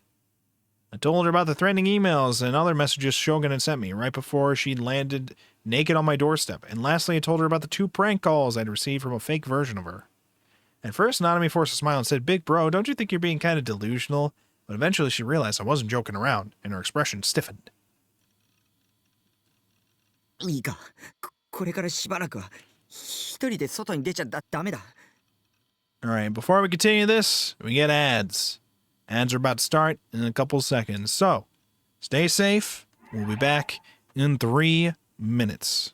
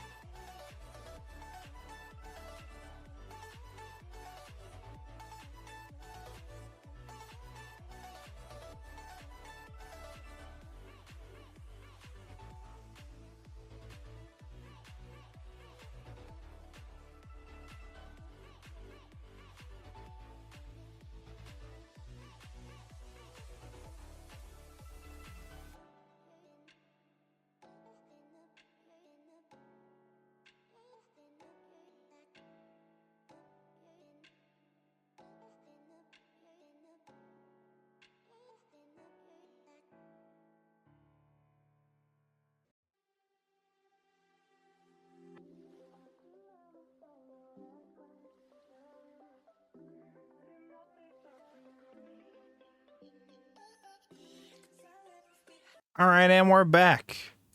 Remember how I mentioned before about if the thing I did for work ends up getting fucked or whatever and I have to fix it? I gotta fix the thing later. But we should be able to do this and then I can do that later, so I think we're good. Anyways, what we got here? back to confronting Nanami. I wonder how much is left in this ending. Because we're like at the 2-hour mark in the stream. I think it took us maybe 20 minutes to actually get to the ending. For 30 minutes maybe? Something like that. どこで襲われるかわからないから。お兄。僕だって怖いよ。だから二人で協力するんだ。If the two of us stuck together, we could keep each other safe. Not that I had any clue how a shitty older brother like me could keep her safe, nor how I'd support her feelings and whatnot. All I knew was that I couldn't bear it if she had left me alone. I would have preferred help from someone who could have offered physical protection, but, well, my first choice would have been the police, but I was hesitant to talk to them. Those detectives I spoke to in front of Kurenai conference hall hadn't shown themselves since then. What happened to all that talk of defending me? Besides, they still might have suspected me of being the culprit behind the cruxification. Trusting the police was not out of the question. Until I could think of a better countermeasure, the only choice I had was to stay locked in my base. Sinking back into the couch, Nanami wrapped her arms around herself and simply trembled.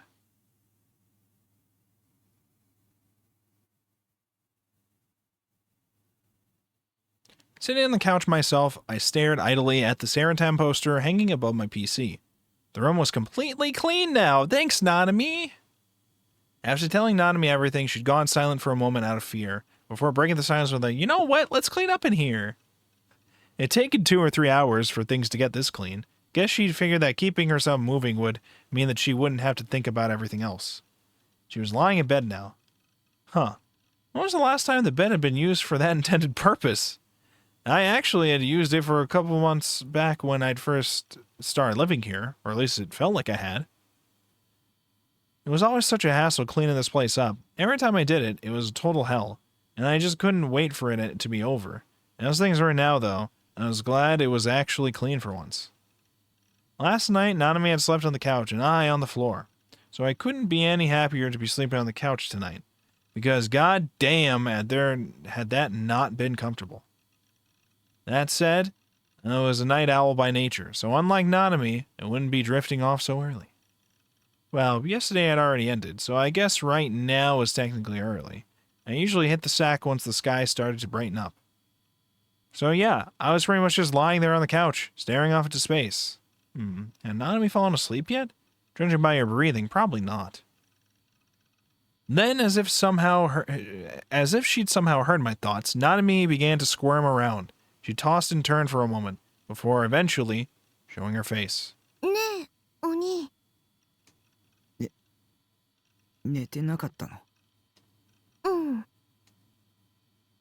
Nanami looked like she had something on her mind. After a moment, she timidly spoke up. あのね、一緒に寝てあげようか？ What? あ、別にナナが一緒に寝たいわけじゃ Oh, ないよ。 not like that. ダメダメお兄は怖くて怖くて、 一人じゃ寝つけ Yeah, ない look at み the たいだから。 paragraph that she has. It 本 says. 当は嫌だ I'm けど、 gonna. 今日だけは特別。 I'll read this all out, okay? Oh, no, it's not like that. It's not like I want to sleep with you. Look, being a really cruddy big brother aside, I'm just too freaked out to sleep by myself right now. So, while I don't like this one bit, I'll just have to make an exception, just for today. Her voice slowly got weaker and weaker as she spoke. Try as she might to keep up the front, at the end of the day, Nanami was just too scared to sleep. It happens. Oh, look at the CG. Look at that. So this is how I ended up in this situation. So you're probably wondering how we got here. もしいやらしいことしたら本気で怒るからね。 What if Takumi likes that, though? するわけないだろ。わかんないじゃん。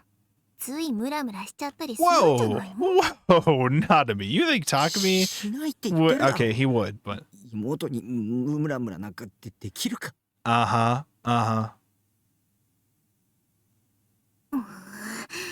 れはそれでちょっとショック。少しくらいムラムラしてほしいな。 Nanami! 誰がするか。文句ばっかり If 言 you う just な get bitched the whole time, go 一緒 sleep に寝るの somewhere は else. なしだ。 True.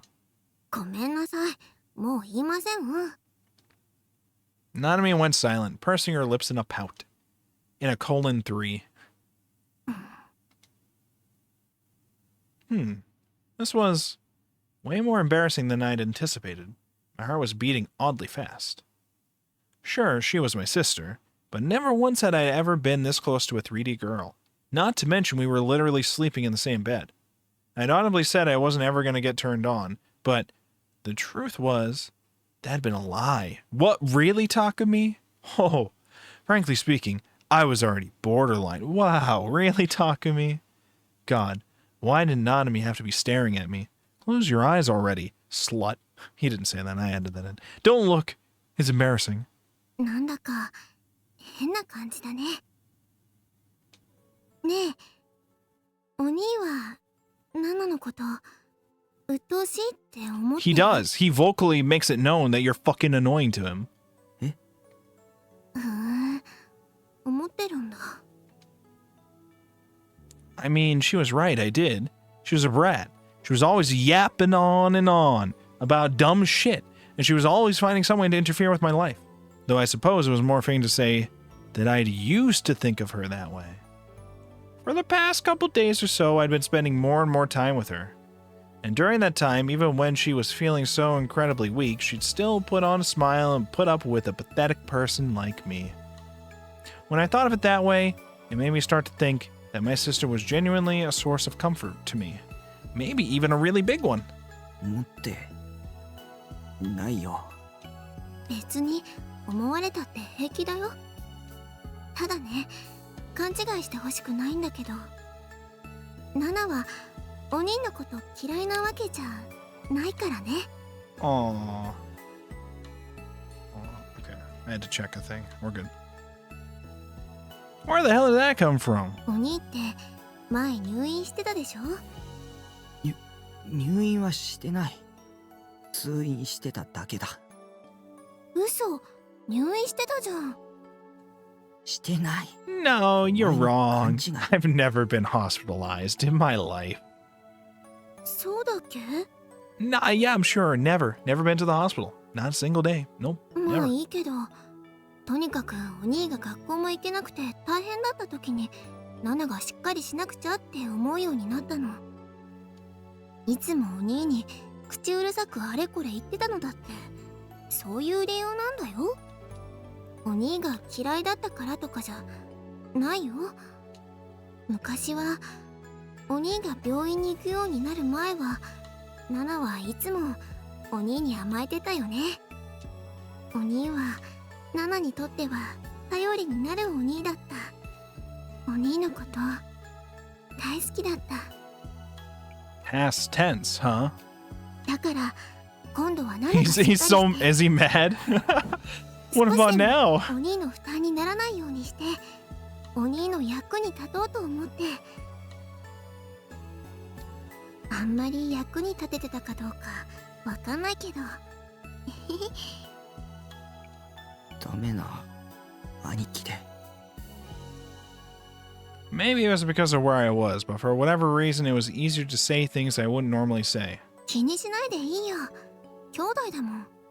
それにナナは昔の頼りがいのあるお兄のことも知ってるし、どんなにダメでもナナはお兄のこと嫌いになんてならないからね。ナナミ。 Nanami. She'll never hate us. Ever. No matter what weird, freaky delusions we do. So that was how Nanami felt. I was incredibly happy. At this point, I would never stop kicking myself for thinking that having a 3D sister would suck ass. Having a sister, having Nanami, was a blessing. でも今日はちょっとだけ甘えてもいい？さっきは強がり言っちゃったけど、本当はね、一人で横になってるとどんどん怖い想像ばっかりしちゃうんだ。からお兄に甘えたかったの。安心したかったの。 Nestling her body up against mine, Nanami buried her face in my chest. She smelled really nice. ずっとこうしたかったんだ。おずっとお兄に甘えたかったんだ。 Oh. I couldn't help but embrace her slender body, and I then hugged her tighter, then tighter. As long as I had Nanami, nothing else mattered. I didn't need Seraton. I didn't need people bowing down to me in ESO. All I needed was Nanami, a girl of flesh and blood, a girl who always had me on her mind. Feeling her warmth on my skin, put my mind entirely at ease, and the next thing I knew, I was falling into a deep, gentle sleep.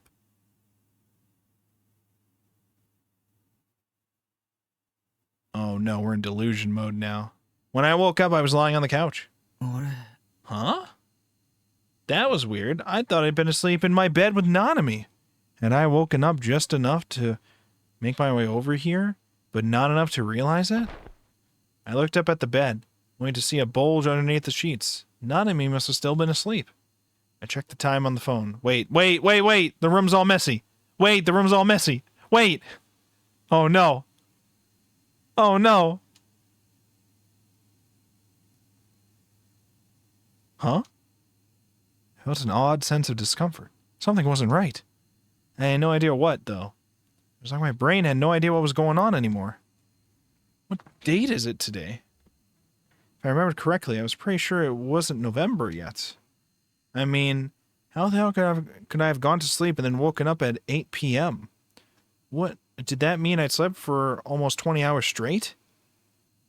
Yeah, not a chance. It didn't matter how much I'd let my guard down since I was with Nanami. There was no way I would have gotten that much shut-eye. Okay, so today is November 4th in the game.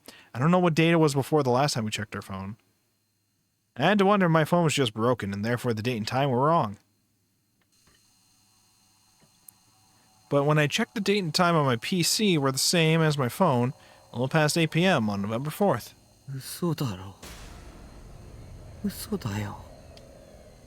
Muttering that to myself, I connected to the internet, opening both my browser and email as I scoured the latest news. But no matter where I looked, the date always indicated November 4th. I read through countless news articles before one in particular caught my eye. Boy Messiah is a no-show, protest in Shu. On October 27th, the day of the seismic intensity okay, I was reading that. The article was dated 28th, 1 week ago, October 20th. Could all this be connected to Shogun and the email he'd sent summoning me? Shogun had definitely sent me an email saying to come to the O-Front at 9 p.m. Wait, hold on, wait, why one of those links on the side is just girls with big tits? Oh, I just scrolled past it. What the fuck website are we on? This couldn't just be a random coincidence. And what's more... What the hell? Something was off here. So we have finger food, DQN puzzle, and then to be continued shutters. For one, the 6th Nugen case should have been the Dominatrix. And 2, there'd been a 7th Nugen case? DQN puzzle? Nugen? What? When did all that happen? Staring at the Nugen bulletin, I froze completely.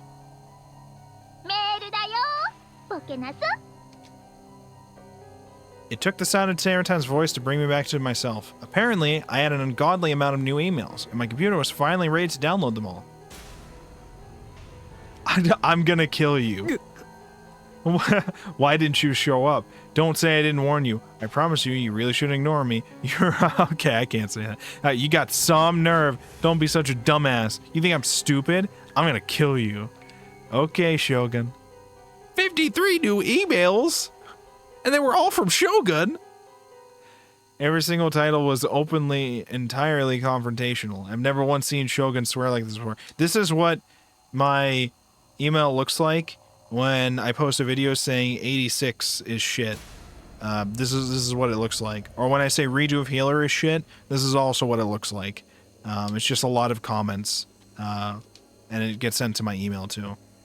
Feelings of fear and confusion made a disgusting, nasty sweat bead across my entire body. Nervous as could be, I clicked over the most recent email. Not a single reply all week? I'm not that sort of moron you're making me out to be. If that's your plan, then I'll see to it that Nanami-chan gets tortured even more. If I overdo it a bit, she ends up dead. Don't blame me for it. It'd be all your fault, not mine. You're the bad guy here. What was going on here? What was going on, goddammit? POV, you play Earth Machine in Yu-Gi-Oh! Calm down, take a deep breath.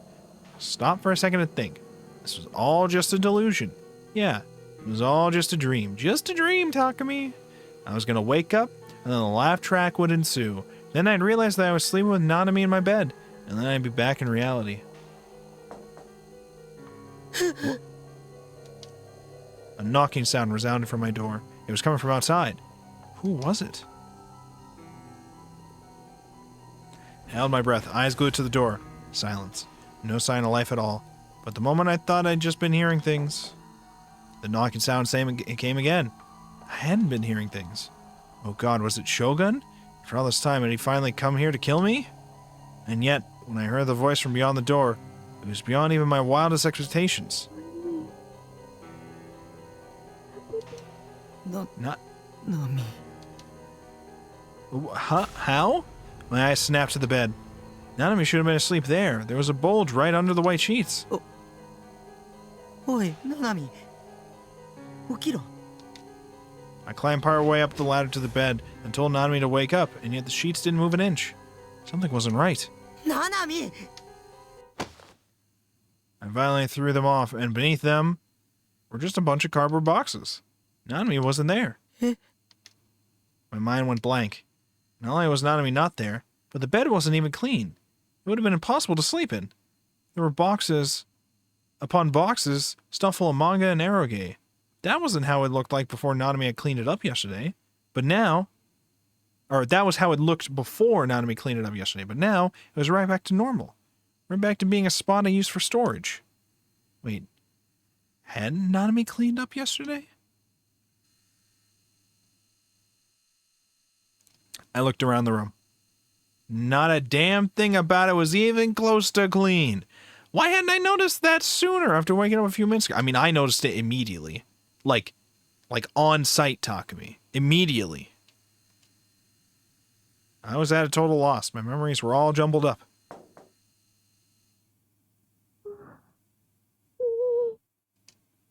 I heard a voice from outside again. Nanami's voice. Who was that Nanami? Where was the Nanami I'd slept with? What happened to the naked, trembling Nanami? I didn't understand. I didn't understand a damn thing. I stumbled my way to the door, then clung onto it. The inside was locked with a padlock. This entire container had been a locked room. It would have been impossible for Nanami to sneak out while I'd been asleep. I was on the brink of tears. This had been an attack from Shogun. Still, I knew I had to open the door, because outside was Nanami's voice. It was incredibly, incredibly weak, and it was calling for me. And so I undid the lock, and... I slowly opened the door.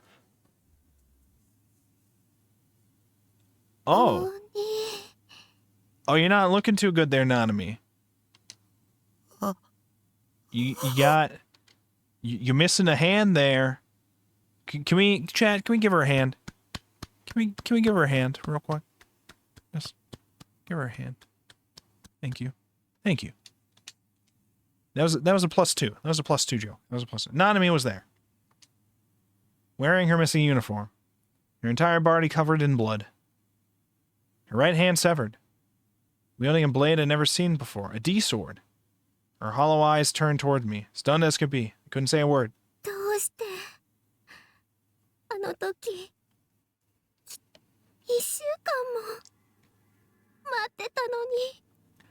You're fine. I was busy with my delusions. Oh no, it's a closed room. Beatrice is out there laughing somewhere at the whole scene.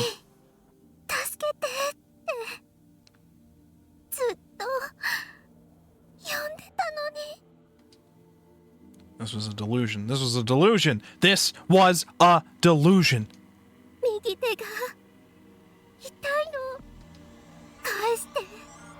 I don't have it. Why do you think I just have it lying around?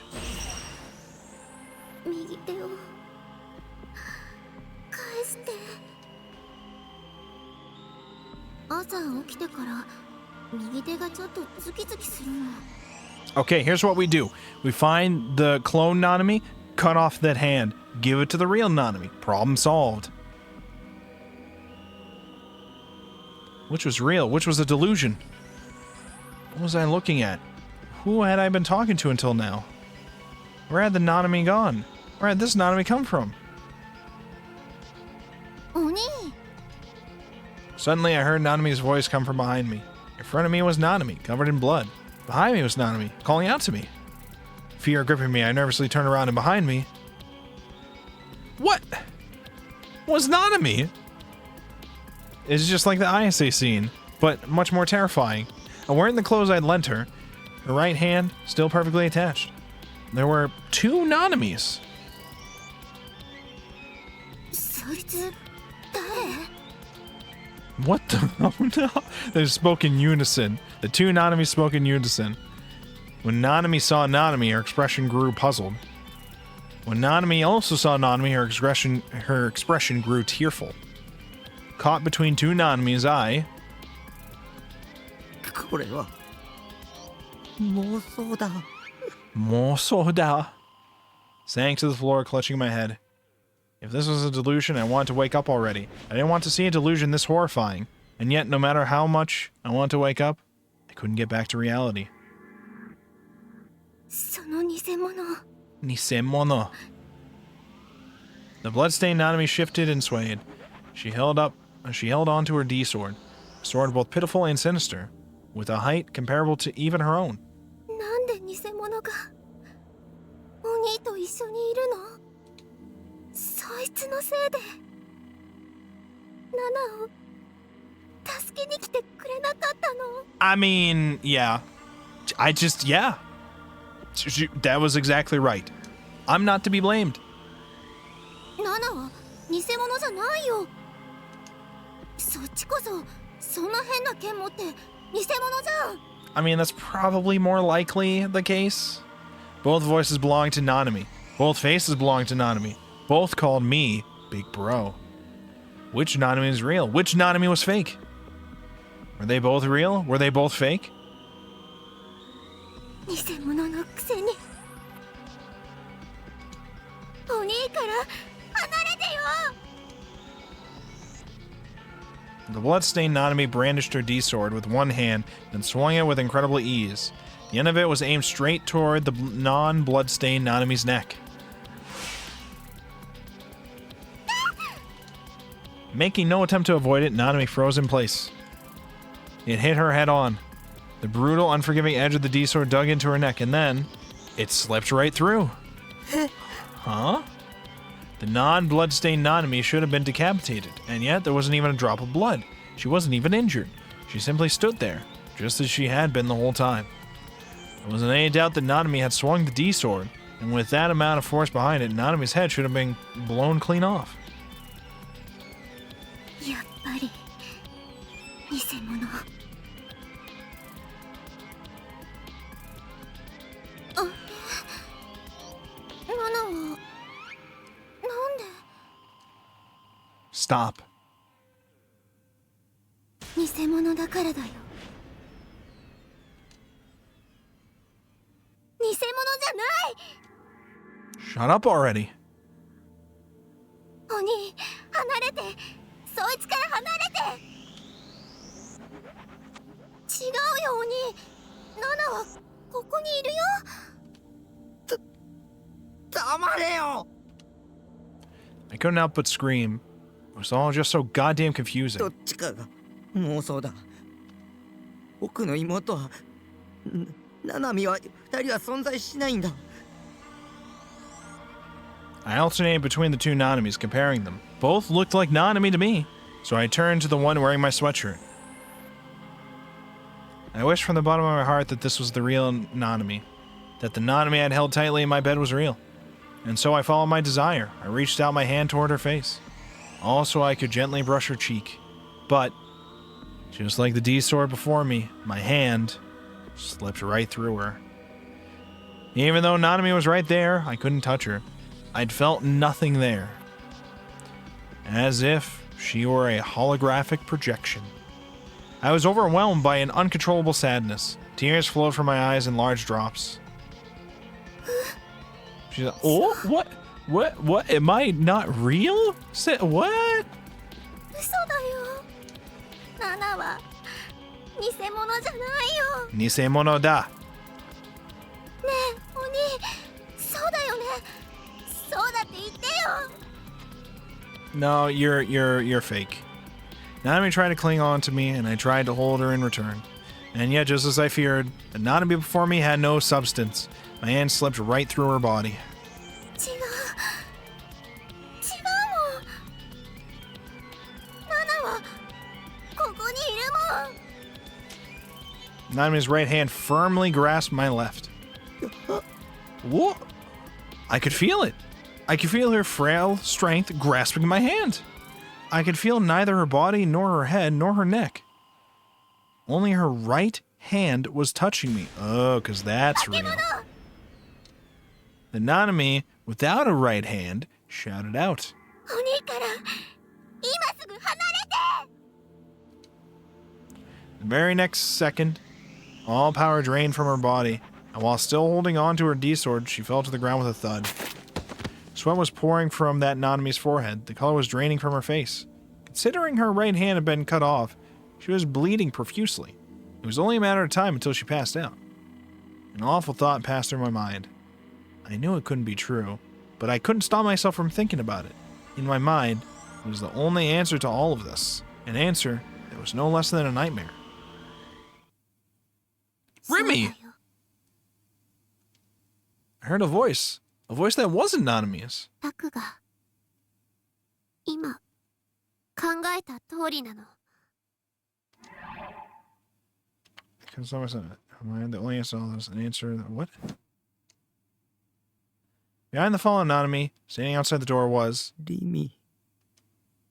wielding a wing-like D-sword. Sakihara Rimi was standing right there. Our eyes met. She looked at me with deeply sad eyes. あなたが今右手を握っている。あなたがリアルブートしようとしている存在。 What? Wait, I can do that? I can just real boot 現 Nanami? 実に耐えられなくなったあなたが産んだの。理想度を持ってるナナちゃんが本物なんだよ。 Yeah, but she's also probably dead. 嘘言わないでよ。ナナの方が本物だもん。 You will be. たく、あなたはナナちゃんの切断された手首を見てショック状態になったの。 I was thinking that when we mentioned how her right hand smelled.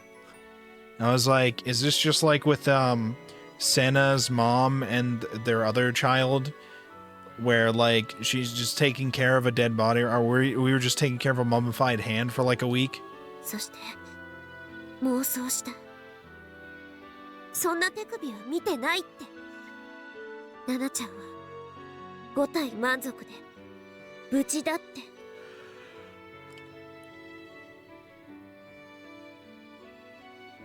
I hadn't seen a hand. Shogun had only sent a bloodstained cell phone.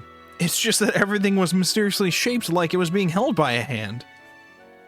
Or had the hand been there? Oh, shit.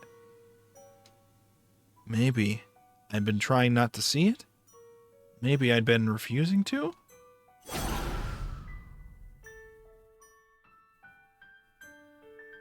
So she was saying that Nanami being naked was something I had made up? And that the real Nanami was the one who was standing in front of me, covered in blood, and missing her right hand, had been kidnapped by Shogun? 嘘だ。嘘だ。本当なの。ねえタク、今すぐ妄想するのをやめて。あなたがしようとしていることは人間を一人丸々作り出すっていう What? 恐ろしい行為なんだよ。 Bro, didn't someone do that with me? あなたは今核兵器のエネルギーをも上回る力を使ってる。 Based, let's do. Bro, that is not telling me not to do this. That sounds awesome. そのせいでこの1週間あなたはほとんど昏睡状態だった。タク、このままじゃ本当にこの世界に Bro, 二人の twins? ナナちゃんがいることになるの。 Bro, these are all good points to me. You're telling me I can get a twins ending in this game? それにあなたがその妄想に力を使えば使うほど命の灯火が失われていく人がいるんだよ。 Who cares? だから嘘だ。ごめんね。あなたを守れなかった私の責任だよね。 Remy right now is just, oh, well, I guess we gotta kill him. Damn. だけど That's her face right now. 現実を見て。今すぐ妄想を止めて。お兄、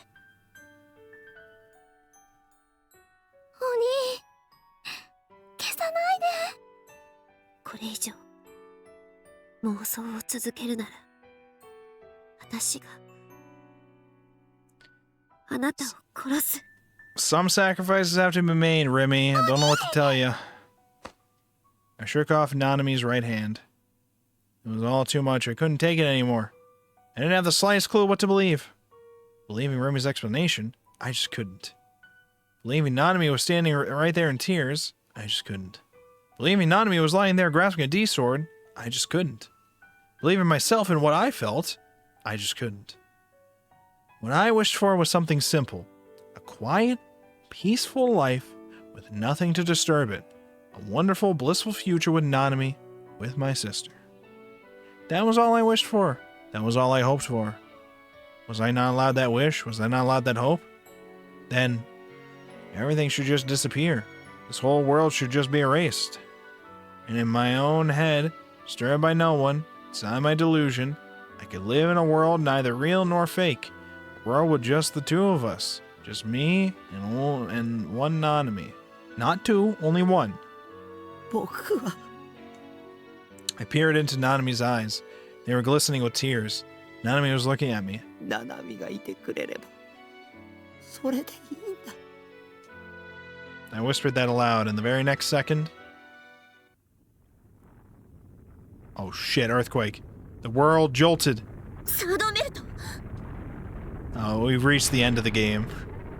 Sorry, you didn't stop the end of the world. So now nobody gets a happy ending.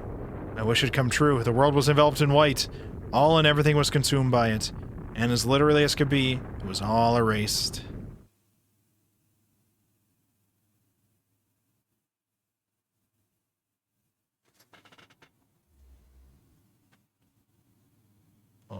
Oh, we're in the shipping container. When I opened my eyes, I saw the familiar ceiling of my container house. I was lying on my back, right on top of my bed. Huh? Had I fallen asleep? It felt like I'd just been dreaming about something truly horrifying. Like I'd just been dreaming about something truly nauseating. But it had just been a dream. It couldn't have been anything else. Whether that was reality or just a dream didn't matter to me. Whether this was reality or just a delusion didn't matter either. It felt like a gentle weight on my chest. Moving my eyes towards it, I saw her. It was Nanami, sprawled out on my chest. Our eyes met. Nanami was watching me closely. Her eyes were wet. Her cheeks dyed the color of cherry blossoms. 昨日の夜は Oh, ありがとう。 what happened last night? At first, I didn't understand what she meant. ナナの気持ち受け入れてくれて、 Oh? お兄に愛してもらえて 嬉しかった。 In what way? お兄のこと今まで Oh より no. ずっとずっと Oh no. Right, so this must have been one of those so-called character routes you saw in Eroge, and surprisingly enough, I took the situation in stride. Nanami seemed cuter than ever right now. I couldn't help but think about how lovable she was. I saw her both as my sister and as a girl. これからもたくさんナナのこと愛してね。だが断るって言ったら Old habits die hard, I guess. Nanami's face soured as she sat up. もう真面目な話してるのにお兄のバカ。She got out of bed. Crap. How could I possibly make it up to her? That was when I noticed what was in my hand. Bringing closer to my face, I realized what it was. A bangle. It wasn't the one I'd given her before, however. This one was way fancier, way cuter. It would look really good on her. Thinking that to myself, I got out of bed too. ななみ、これプレゼント。 I slipped it on Nanami's right wrist as she stared blankly at me. It was a little like putting a wedding ring on her finger, and that made me feel pretty damn awkward. わあ、かわいいバングルだ。ナナにくれるの？ When I nodded, Nanami smiled from the bottom of her heart. She looked happier than I'd ever seen her before. 大事にするね。ななみ、僕たちはずっと一緒だよね。いきなりどうしたの？ずっと一緒にいたいんだ。 Oh boy, why would Norisei make us think about this, okay? ななみと Obviously, this is all Norisei and not us. やだな。そんな大胆なこと言い出すなんてお兄らしくないよ。 Yeah. You have a fever or something? Are you dying? だった。 Are you sick in the から head? かってるんでしょう。本気だよ。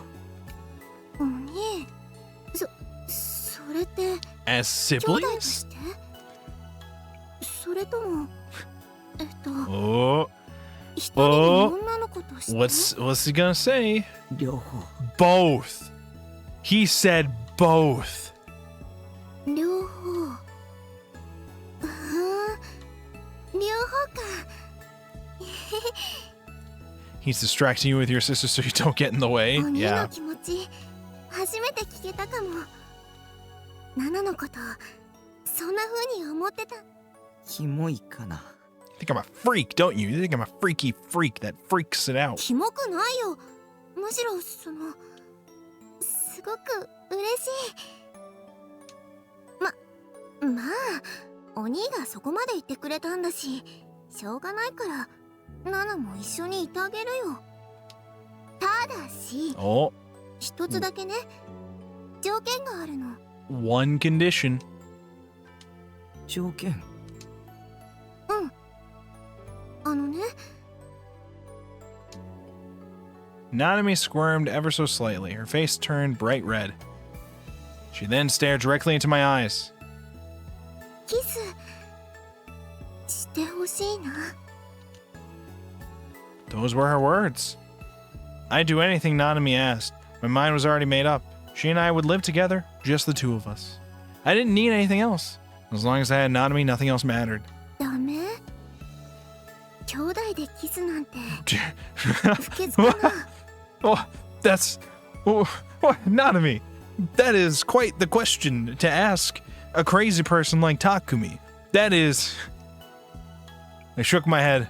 そんなこと Yeah, of course he wouldn't. ないよ。 Yeah, of course he wouldn't. お兄、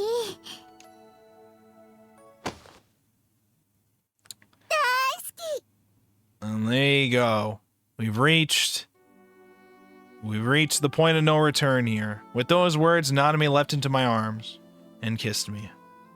I was kissing my little sister. Okay. Why does this game have to make me read that? Okay, it's fine. It's fine. My sister's sweet sighs passed through my lips.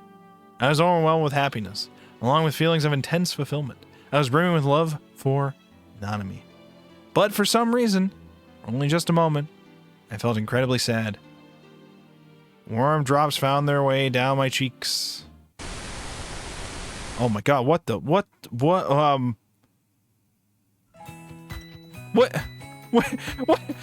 And as those tears flowed, this world where Nanami was, I wouldn't let anyone harm it. Yo, let's go! And make others sure that it would stay safe.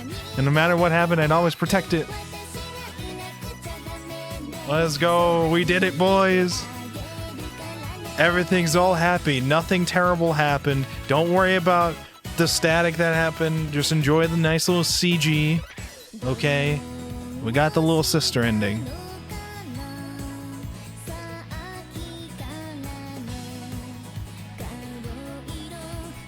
We did it, and now we get a nice song for it.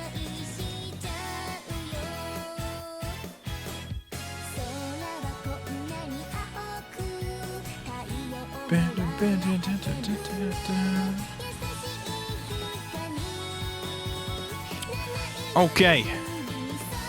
The Yua route. Can it also be done tonight? Probably. Probably.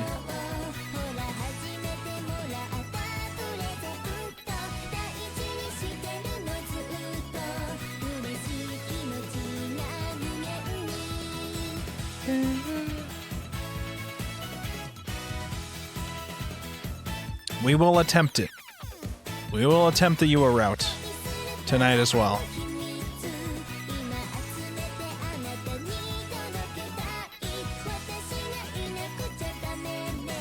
Let's see here.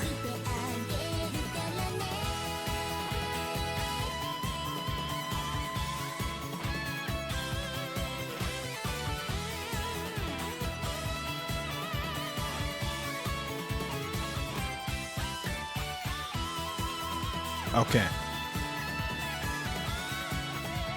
We did it, gamers.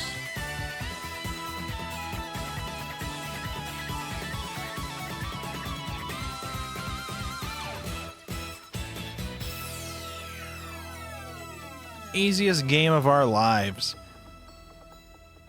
And then we all lived happily ever after with our sweet sister Nanami, who we do not think is a complete and utter bitch anymore. And she does not hope that we die from EM waves. So it's all good. Achievement unlocked. Daydream. Reach Nanami's ending. We did it.